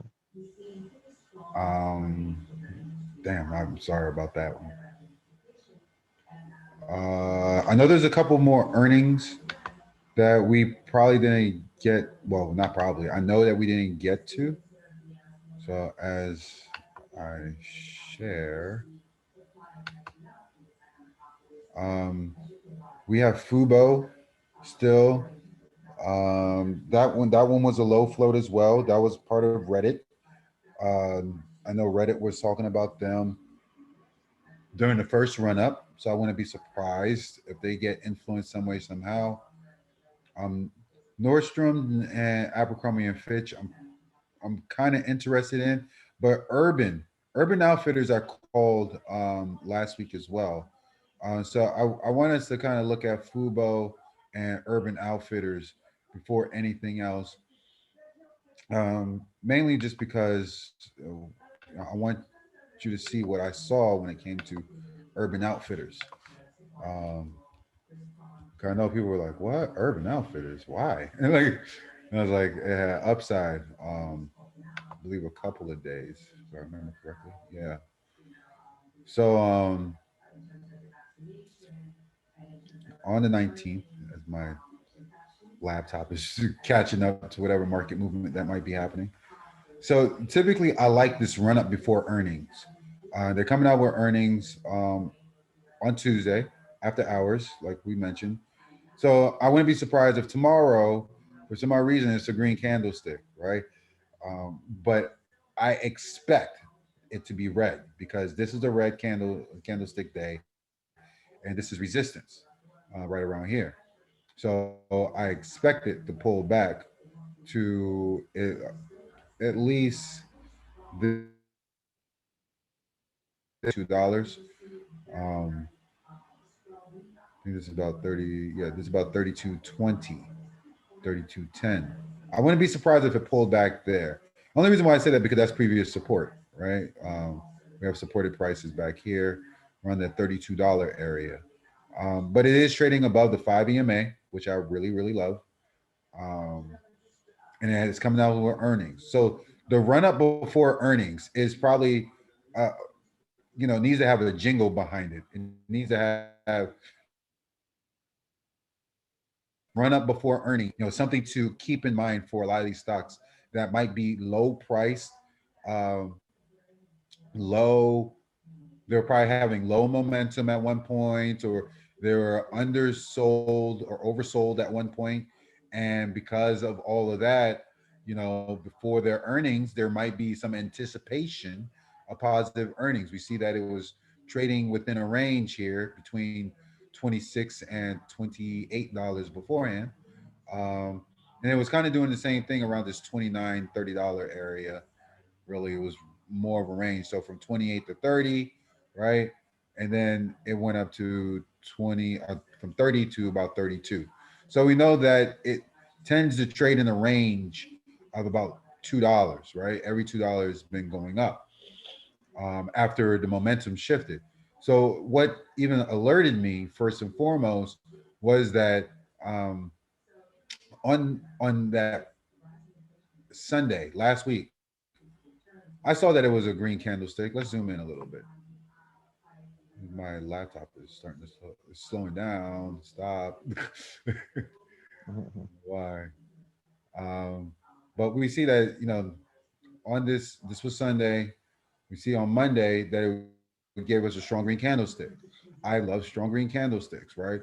It not only closed above the 5 EMA, but the base of this candlestick here is above the previous green candlesticks, and it's retesting the previous red candlestick. This is the quintessential pattern that I follow all the way. Like this is what I always want to see. I want to see this, right? I want to see a strong candlestick and everything trading above the 5 EMA, particularly if it's not overbought. So I alerted this one. I know I didn't trade it, but I knew that it was going to go up higher. And it did. And it has continued to go up higher. And this is why I said that, retailers are going to do somewhat well, especially if they're low floats like Urban Outfitters. Did I think that it was going to go to near $40? No, but from, let's say that you got in at $31 a share, and then you sold at $35 a share, maybe even $34. That's $3 of upside, right? That's $3. You can't really beat that, especially when it goes overbought. You're just like, oh, okay, we have a breakout. Okay, it's not overbought. It's getting close to, hey, I could buy it now because, later on, it's going to continue to go up higher because it's before earnings, it's trading above the 5 EMA, it's trading near breakout levels. It's not overbought. It's getting close, and we're having green candlestick. We're having green buying days. So this might be a buy. And that's what happened. This went up, $3. That's probably nothing to a lot of people, but for some, that's a good day. That's a good day. Actually, 1, 2, 3, maybe 4 days, right? That you held this and you're like, hey, I didn't sell it this day, I'll sell it this day. And that's another reason why I think that this could go down beforehand. I don't know what they're going to come out with earnings after hours. But whatever that they come out with, maybe the earnings might be good and it gives more upside. But identifying that breakout is so important. Knowing that a breakout can happen, particularly if you see the price trading below the 5 EMA to test the 20 SMA, And then once it tested 20 SMA, it retested the next day and then the previous day. Maybe you keep it on watch. Maybe you keep it on watch, right? This day looks weak, or maybe you keep it on watch because the green candlestick is showing you that maybe the next day it can go higher, right? And which it did. I can't trade everything, but at least I know that if I know that this pattern works consistently, that every time I see this pattern, it's pretty much automatic to get in and get out because it shows like $1 or $2 of upside. It's pretty automatic. That's at least a $300, $400 trade, even if you bought one option contract. It should be, or at least two contracts. It should be at least. That's easy. Back to the materials that Fitz mentioned earlier, PLL, same thing. Their price points are pretty wide. So, trying to find a relatively good price point when the spread between the bid and the ask is almost $1 makes it rather difficult. But when you see the chart pattern, it gives you all the symptoms of a breakout.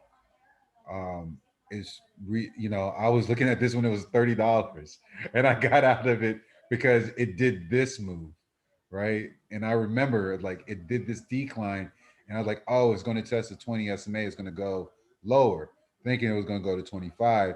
And I wasn't using the TTM squeeze at the time, but maybe if I had that a little bit sooner, I would have been able to identify that, hey, it's leaving from consolidating relatively to buying, and you should probably just maybe hold on to that contract for a couple more days. And we had this exponential move. I can't predict the future, but I did know that lithium was going to be a good investment. I did know that. Like the one thing I did know out of this whole trade. So, but it trade higher. So now that we are at this present moment, it's $60, nice support, or not 60, well, $62, good support area here, and it's trading above the 5 EMA. If we're looking at natural resources, natural elements, earth elements, I believe this company is out of North Carolina, if I remember correctly. Or was it WWR? Either way, natural elements, they're going to go higher because they're looking for a way to use these to supply cars or to supply energy in any way, shape, or form. And if we can find natural elements that are here in America, that makes it even better. Because now America can say that their product is always better than anyone else who supplies for anything, right? So lithium, Flux Power, they sell lithium, right? Who's to say that Flux and PLL, and AW and RWT. RWT as well, right? Yeah. Who's to say that they're not going to get in on a deal with dealing with lithium that affects Piedmont Lithium, right? So, these are the things that we try to, it's like cross pollination, cross hybridization. For those who know their biology and genetics and Punnett squares, you're trying to cross all of these things together, and hopefully that Pill being a low float company gets influenced by all these EVs who are using electric cars, or these oil companies are transitioning from oil to natural gas. You start looking at all these little factors, earnings are coming in, and okay, these are the things that are going to move these low floaters, these stocks that are on the Russell 2000. FUBO is next. We've been in this play before. I think it was right around back here, you know, riding the wave into the 50s. This was beautiful. I remember this one. And then follow the technicals so to the T, right? Let me move that out the way. There we go. But it moved everything so perfectly well. After the last earnings, moved up higher. I'm not saying that this earnings is going to allow it to move up higher, but I'm just saying that history tends to repeat itself oftentimes. That's what we saw with Royal Caribbean. But it's holding this $34 area. Comes out with earnings on Wednesday, like no, sorry, Tuesday after hours. So you know, maybe we get positive buying tomorrow. You know, as the market still, the futures still look positive right now. So, you know, we might still get, you know, hopefully some upside. I say 15,000 opening interest right at strike 50. So the strike is $50. 15,000 March Oh, wow, 21st. 15,000. Yeah. This is so far out the money. This is $15 out the money.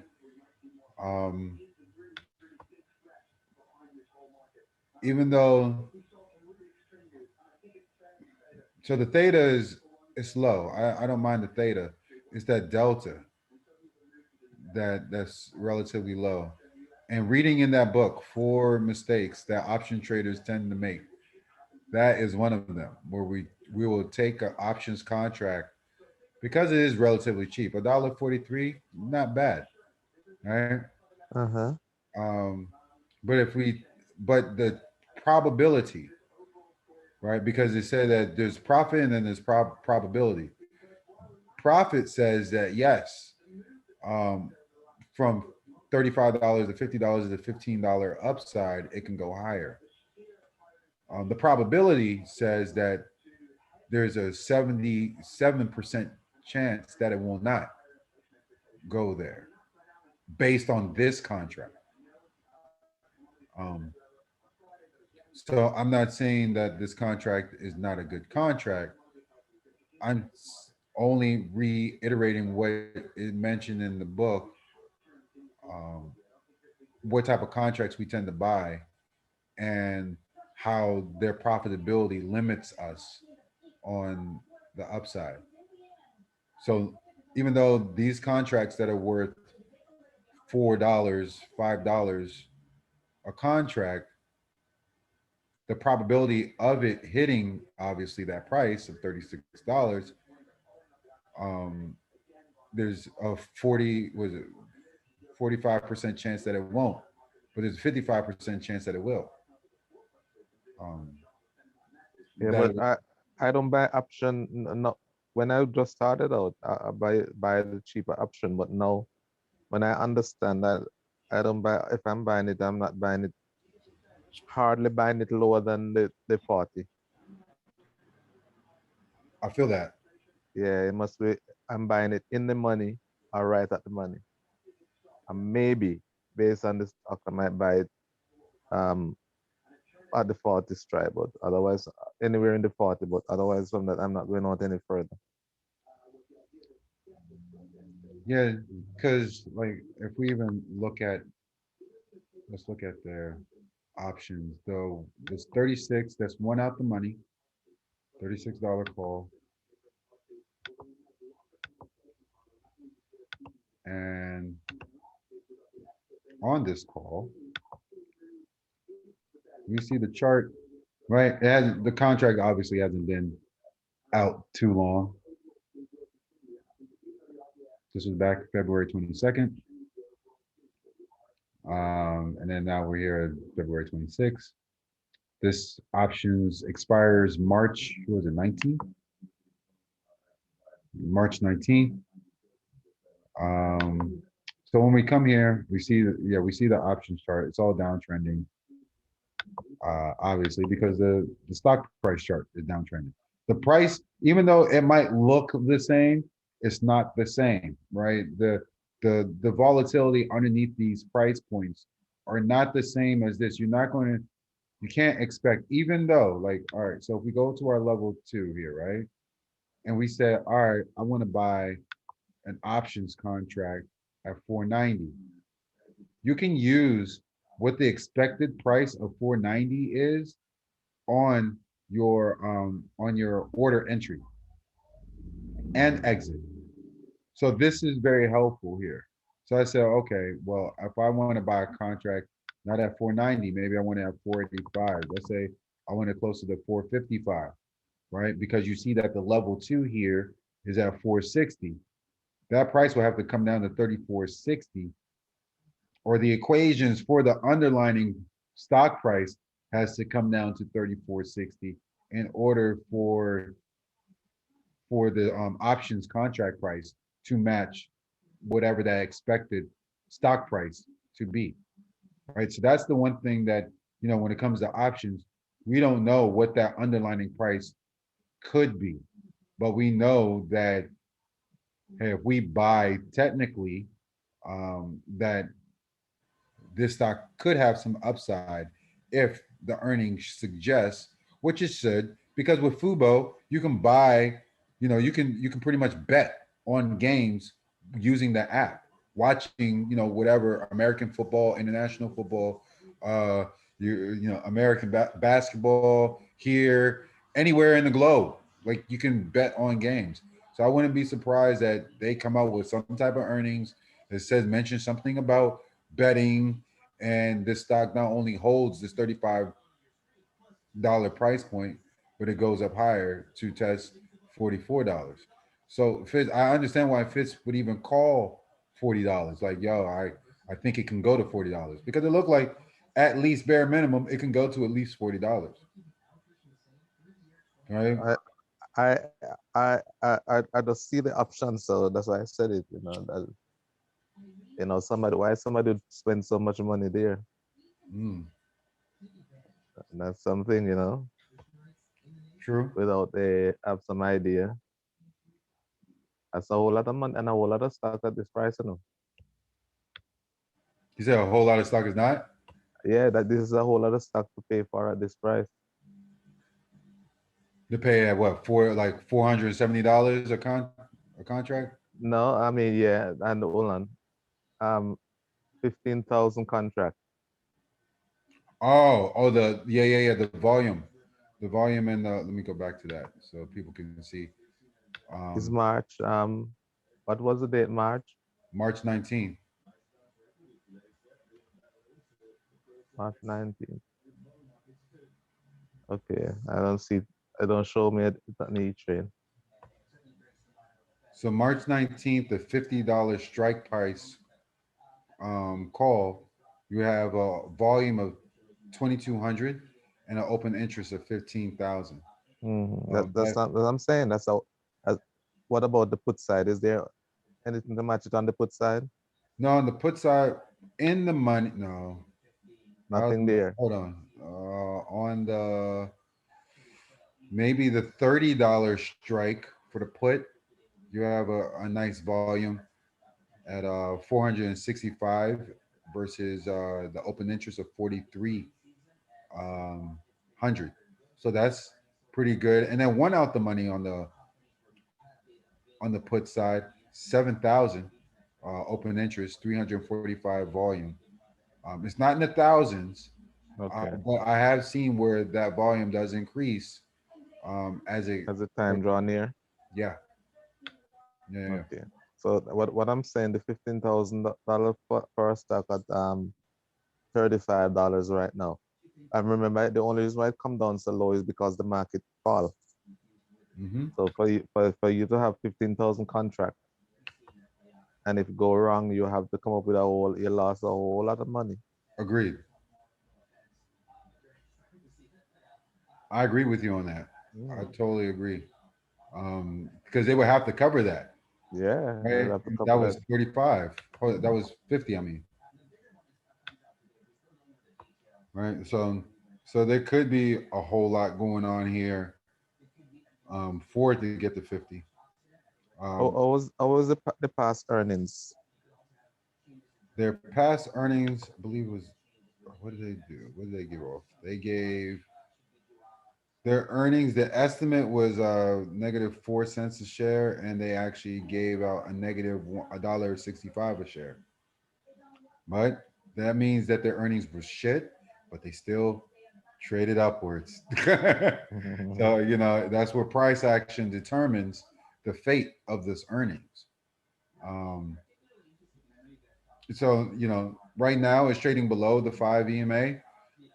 I would only suggest that it will go lower at $30, you know. But we have a couple of days before their earnings. So maybe that right now there's short sellers that are betting against this. Where are the trade? There's short sellers that are definitely betting against this. I would imagine, but no, not as much, not as heavy as I would think. Maybe on the weekly. Maybe on the weekly is probably a lot more. Yeah, that's the thing that I don't do the weeklies, but there's a little bit more volume and open interest on the weekly. Um, you know, but once again, I don't do weeklies. I feel like I never really get a good price on the weeklies, and it's more like of a headache. The price is horrible. The theta is horrible, I should say. Um, more to watch. You have more time um, for just doing the regular monthly. Yeah, weekly maybe is but you say you trade from the 1 hour. Yeah, I do trade from the 1 hour, but the weeklies, their theta be so high um, versus just the monthly. Like the weekly on FUBO is 30, one out the money, and 29. Well, one or two out the money, and then 29, one out the money, and in the money. Versus, and that's still at a delta of 54. Versus the monthly, you have the delta at 13, right? I'm limiting my risk exposure, and then the delta is still in the 50s. So, like the weeklies seem fine. Like people like the weeklies, but at the end of the day, I'm not sure how much I can really like appreciate the value of weeklies if I know I'm getting a lower theta on my premium. Okay.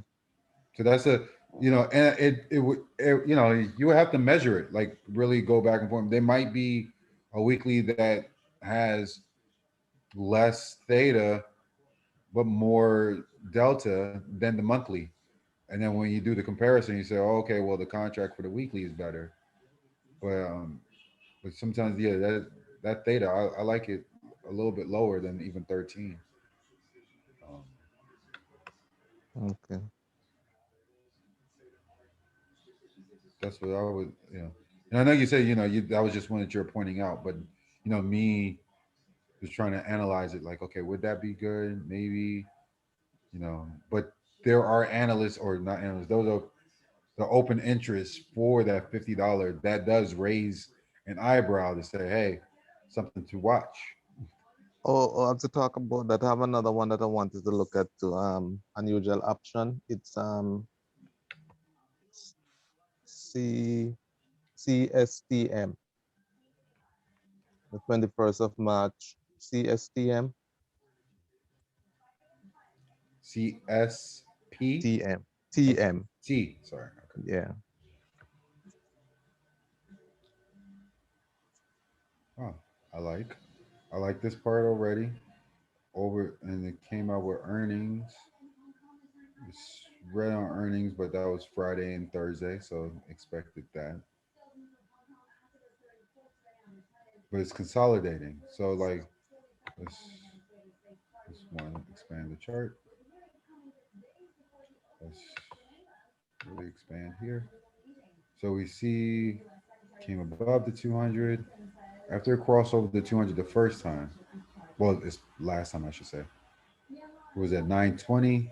The highest point it went to was 1517. So 920, 1517 over it's about $7, $6 during this run up before it consolidated back down and then really came back down. traded sideways, then came back up here. So this is 850 relatively. And then came up the back to previous resistance at 15. So now that it's at previous resistance, it looks weak right now, but it is trading along the MACD. It is getting weak on the TTM squeeze. The RSI is also pointing down on the day chart. So this is all day chart stuff. Yeah, but one of the things still in because the market went down last week, everybody's pointing down, but in the twinkling of an eye, everything can change because everything changed with the work with the flow of the market. Agreed. So it was just the bond market that caused all of that problem last week, and if the market turn around, anything is possible. You know that, right? Oh, absolutely. Anything Yeah, is that's possible. what I was saying. Thursday and Friday, yeah, it was down days those days when they came out with earnings. So if those days were green days, who knows what CSTM could have done? It could have went higher, but it's definitely holding the support around $12.88, $13. What kind of company is this? What do they do? Now I just looked straight at the chart. I do not know the background. I have no. Um,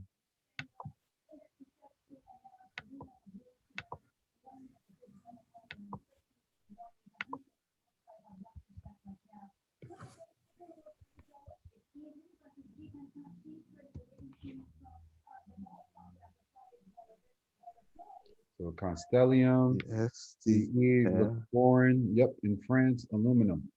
Aluminum. Yeah, basic materials. They're dealing with aluminum. We just talked about materials, so this is something also probably want to look at. Their market performed. They were downgraded. That didn't really, whatever. Yeah, that does not mean nothing. Sometimes they want the shares. Yep. How many times do they upgrade the stock and the stock downgrade the stock and the stock go up, and they upgrade it and they go down? All right. So this is March 20. This is the 15th. You saw the 15,000? As it's on E-Trade. The March 82 days. What was that? What was that? What happened? The 15th strike at for it is for $1.15. It's for about $1.05. The 15th strike for 82 days. Oh, May 21st, sorry. It's not March. May 21st, there's a 15,000 open interest right there. 15,300 for the 15th strike. I don't know why. May 21st. It wasn't, I thought it was March. It was my mistake. Okay, so out here in May, Mm-hmm. I don't know what the volume is. Oh, this is for CSTM. Yeah, Okay, for the not FUBO. 15th strike. The 15th strike. Okay, got you. So the 15th strike, let's look at the volume of the liquidity. Yeah, so there's no real volume there, but there is an open interest of 15,000. Yeah. So I see, I can see how attractive this, obviously it's in May, like the price looks Yeah, good. that's a whole lot enough. That's a whole lot because when I saw Marriott at the time, Marriott, it was, remember I told you that story? It was just 10,000. So this is 50, even though this is a cheaper stock, but it's 15,000.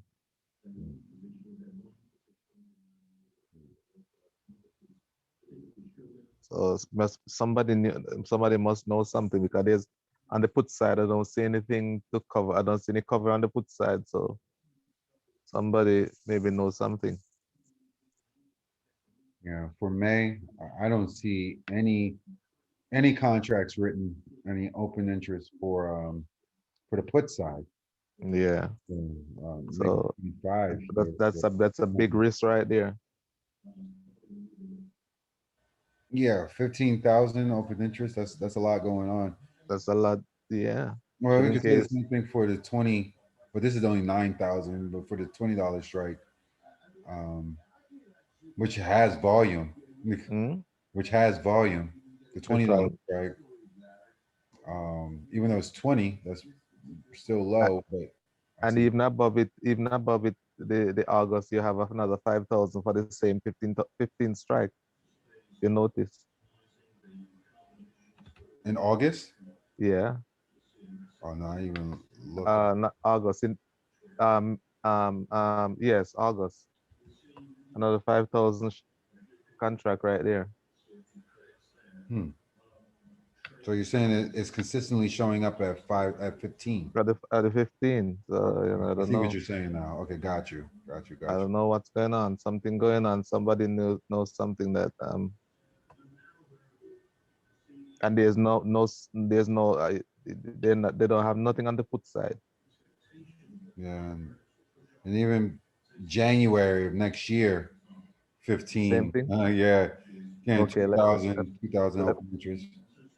January. Yeah. Let me see. January for next year, excuse me. Yeah, 2,200. I wonder if they happen, does it just like a consistent occurrence? Like, does this typically happen with a lot of contracts for a lot of stocks?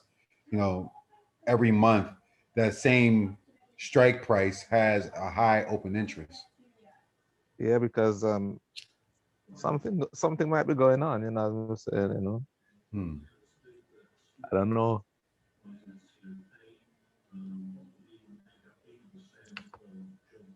This is one to obviously like they're dealing with aluminum. It's still keep on watch. I definitely will watch this and see what his progress does, especially if it trades above the 200 SMA.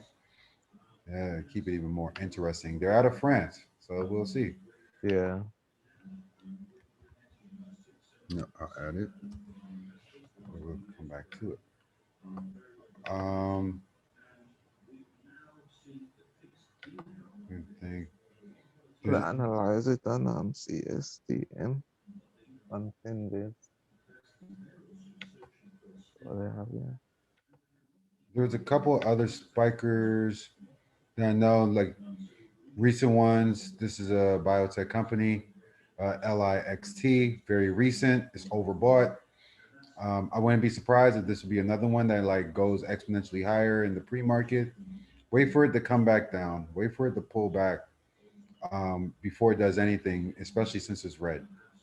I don't know if I'm seeing right. I pull it up on Finbiz and I notice share float is 136.34 million. For CSTM, right? Yeah. Yeah, that's what it said. It said that it was 130 million at least. It was 100. So that is more than GameStop. That's that. Let me actually let me see if GameStop has done anything since they didn't sell any shares, which boggles me still to this day. So GameStop was what, 140 million? No, GameStop was 54 million But this is saying 136.34 million share float. for CSTM. STM, yeah. Yeah. So So what is that saying? so this is GameStop right here at 54 million. Before this short float used to be 178%. So now it's 30%. So this is pretty, they changed it, right? It's all changed now. No, But so I wanted to explain to me what CSNT saying. I mean, look at it and let me the float. yeah. Explain to me what it's saying there because I'm not I'm So not essentially there's one for one when it comes to float to I should say 1 to 1. See, less than one, sorry. Mhm. Less than 1% of shortable shares in relative to the available float. So So is when, this a well, good let's, low? Is this a good low float? no, low float would, that means that the share float would be closer to 50, 40, 30, 20. Okay, Yeah, okay, yeah, okay, okay, yeah. okay, This is not a low float. I'm not saying okay, that it doesn't have upside. I'm just saying it's not a low float. okay. That's what I wanted to understand. And But it traded more than its act. the lesser the share float is the better. Yeah, at Okay, least for the spikes, for those okay. spikes that happen. If we want to see these spikers that like, because you even mentioned a couple last week. I'm trying to remember what um one of them The was. It was the like C, it was SC or something like that. It was trying to remember which one. CS. I think it was dealing with Bitcoin as well. CCNC. CNCC or something like, yeah. No, No, CNC. CCNC. CCNC. Yeah. Yeah. So I recall this being a low float, if I remember correctly. Um, as I'm looking through FinViz right now. CCNC. Yeah. 18.67 Yep. million.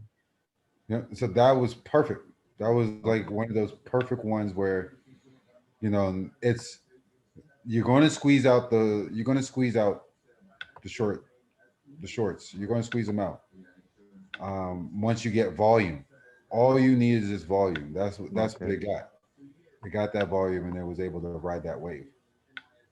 So good. And even see that technical breakout right there.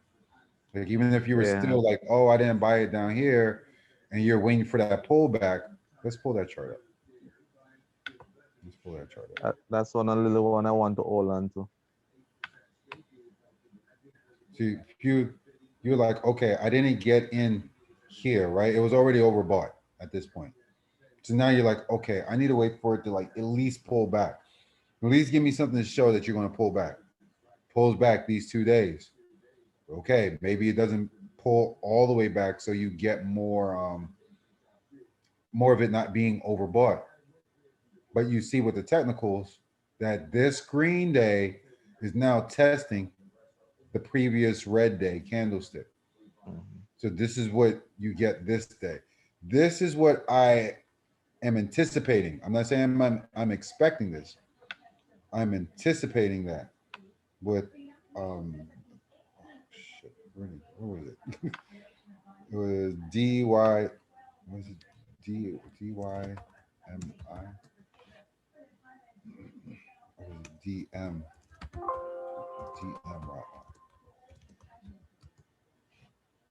That's what I'm anticipating with this. I'm anticipating that same breakout that you got with CCNC that happened right here. Okay. That's what I'm anticipating because it's retesting this previous high.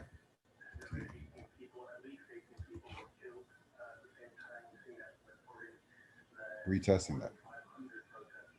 So, and it's also a low float. So this is why I was like, let me mention this first, just before we get carried away looking at other charts. That is what DM YI. or DMYI. Yeah, and this is the one that has, like I said, their Ion Q. That's the name of the company. They're out of Silver Spring, Maryland. Amazon Web Services, Bill Gates. Um, there was another hedge fund. Forgot. There are pipe investors in this right now. So I expect this to go higher. They don't have options. I don't believe, but the price, no option. But the price, um, let's say you buy 200 shares, maybe you can buy 25 shares. You test out the strategy. You test it out to see that, okay, maybe I buy 25 shares to see if it does spike. If it doesn't, pulls back, you know, at least I'm out before it crosses below the 5 EMA, right? Because that's what we look at. We look at this 5 EMA as really the downside price. If it crosses below that, that means it wants to test the 20 estimate, right? So it's at 1447 now. We see that the previous red day was $14. We say, okay, if it holds $14, maybe I can get in at 1420, right? I know it's at 1447 now, but I always anticipate the price pulling back. 1420, you know that 70 cents is now downside, but you have 1539 from your 1420, which is almost $1.20 of upside, right? So that is, 70 cents down, well, yeah, 70 cents downside, $1.20 upside. That's a 50-cent difference. It's not a true 2-to-1, but you have some type of upside on your risk reward, especially with this type of bullish indicator. I think there's probably just a couple more. INDXF. It's another OTC stock, but the technicals are reading behind it that it has upside. I believe this is also in the weed space, cannabis space. Yep, virtual cannabis capital conference that they had this past weekend. Well, the 25th and the 26th. So, I would anticipate them doing something, especially after they came out with earnings, but it's an OTC stock, so I don't expect earnings to ever be magnificent or great. But I do see that the technicals are supporting its upside. Yeah, it look good on the chart. There's Quick, QUIK. I have that one. I was gonna tell you about it. I have it too. Nice. See, the only thing is that slight overbought. That's the like I wish I knew about it on this day. I found it shortly before I came on. And this is a good one. I am looking at it purely from a technical perspective. Like I said, I haven't done the thorough research on the background of the company like I did with DMYI, but I do feel like, technically this has some more upside. We talked about Groupon already. RVLV is a beauty company.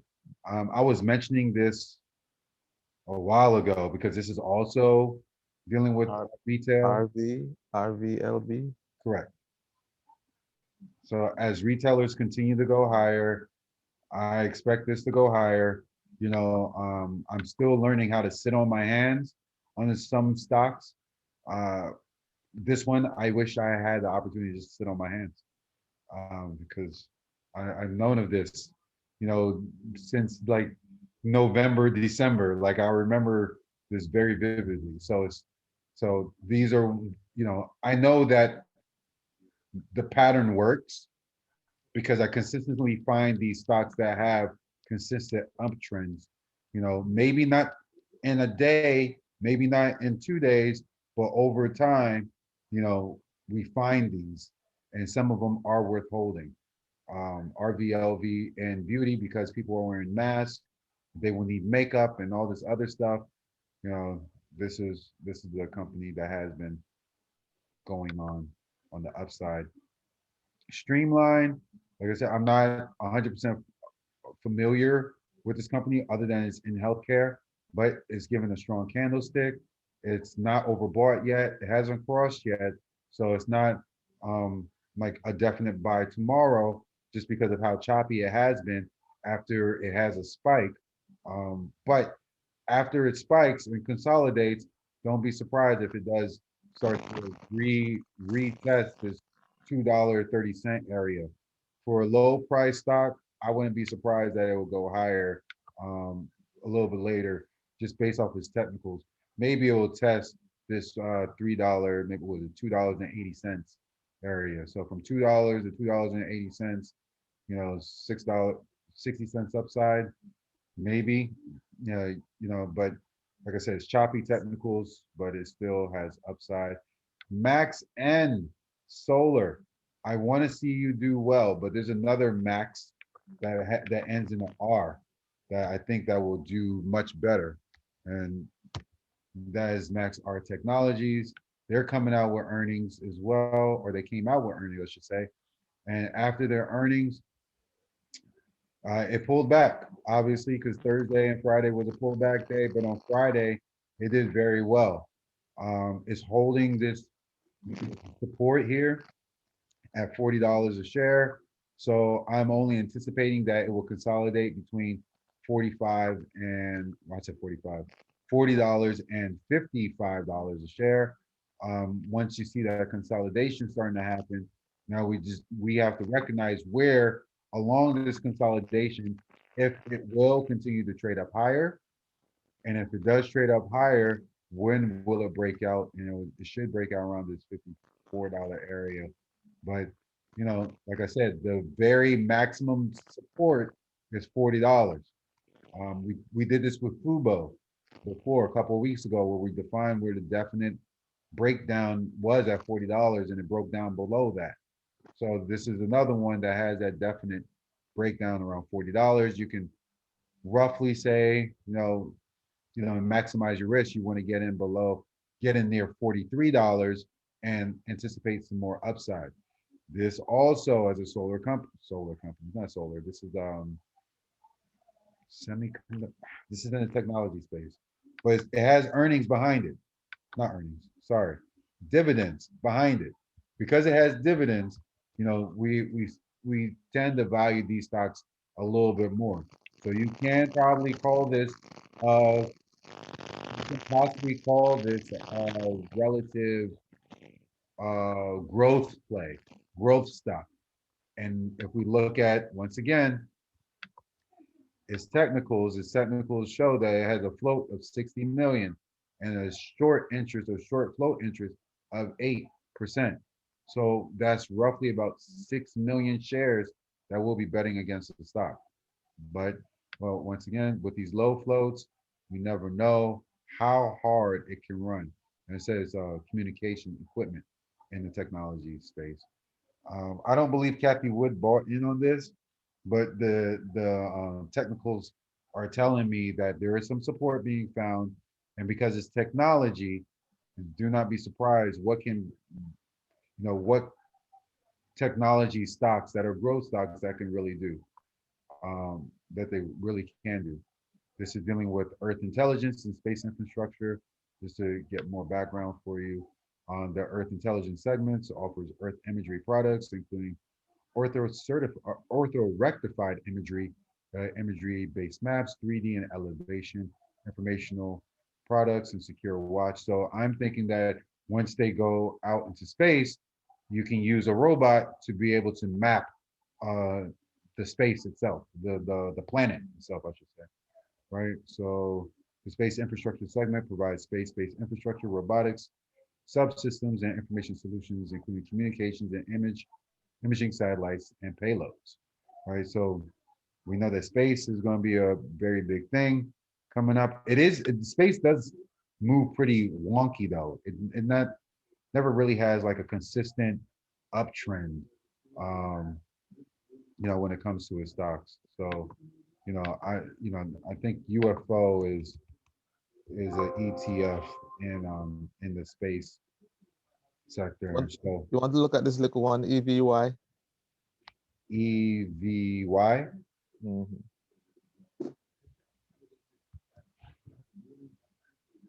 Eaton Vance, New York. Ooh. Hold on here. What's happening up with this breakout? So it's You know near. that you know that a guy only hack like that when he sees a pretty girl, right? True that. Right. It's near this breakout level. So it's holding 14.15, 14.10. That's previous resistance. It closed above that. 14.15. Here, here, here.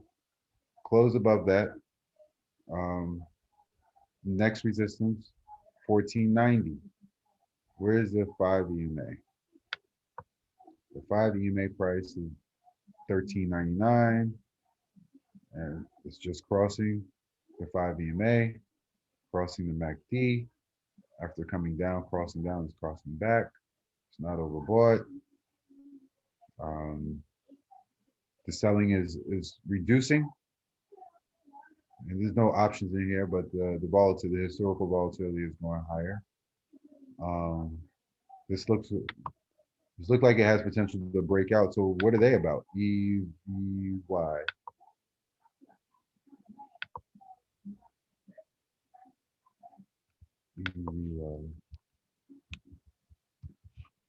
Once again, do not have the chart showing. Let's show the chart. The EVY. EVY is financial management. So I love some finances, and there's some banks that I've been wanting to get into, especially Square. But I feel that as an index, you can always find these. What is the index? The index was XRF.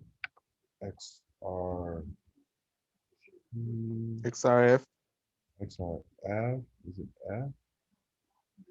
That's China. That's China. Oh, sheesh.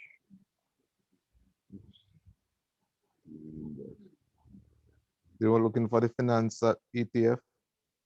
Yeah. I don't remember. I thought it was XRF. It's okay.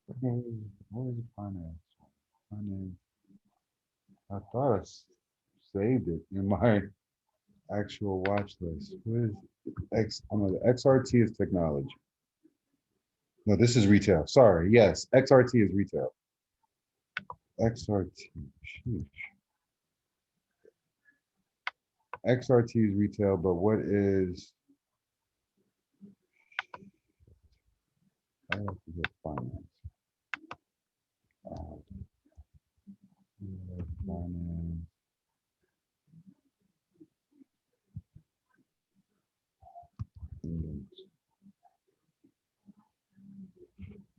No. No. Global tech.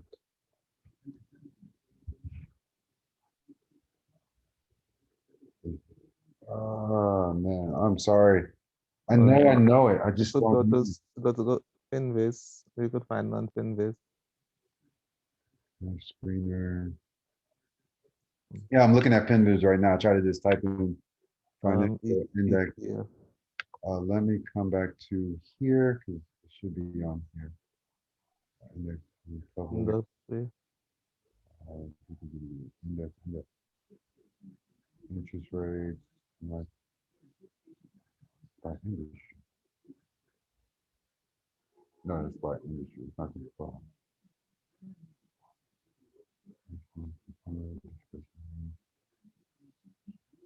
Specialty retail.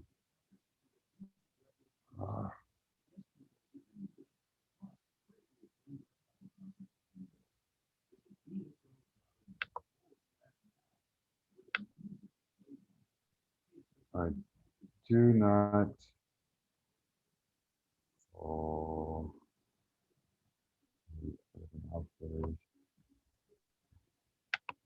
Express. I keep on forgetting about them. But Express was a part of that whole Reddit trade too. Try not to forget about them as well.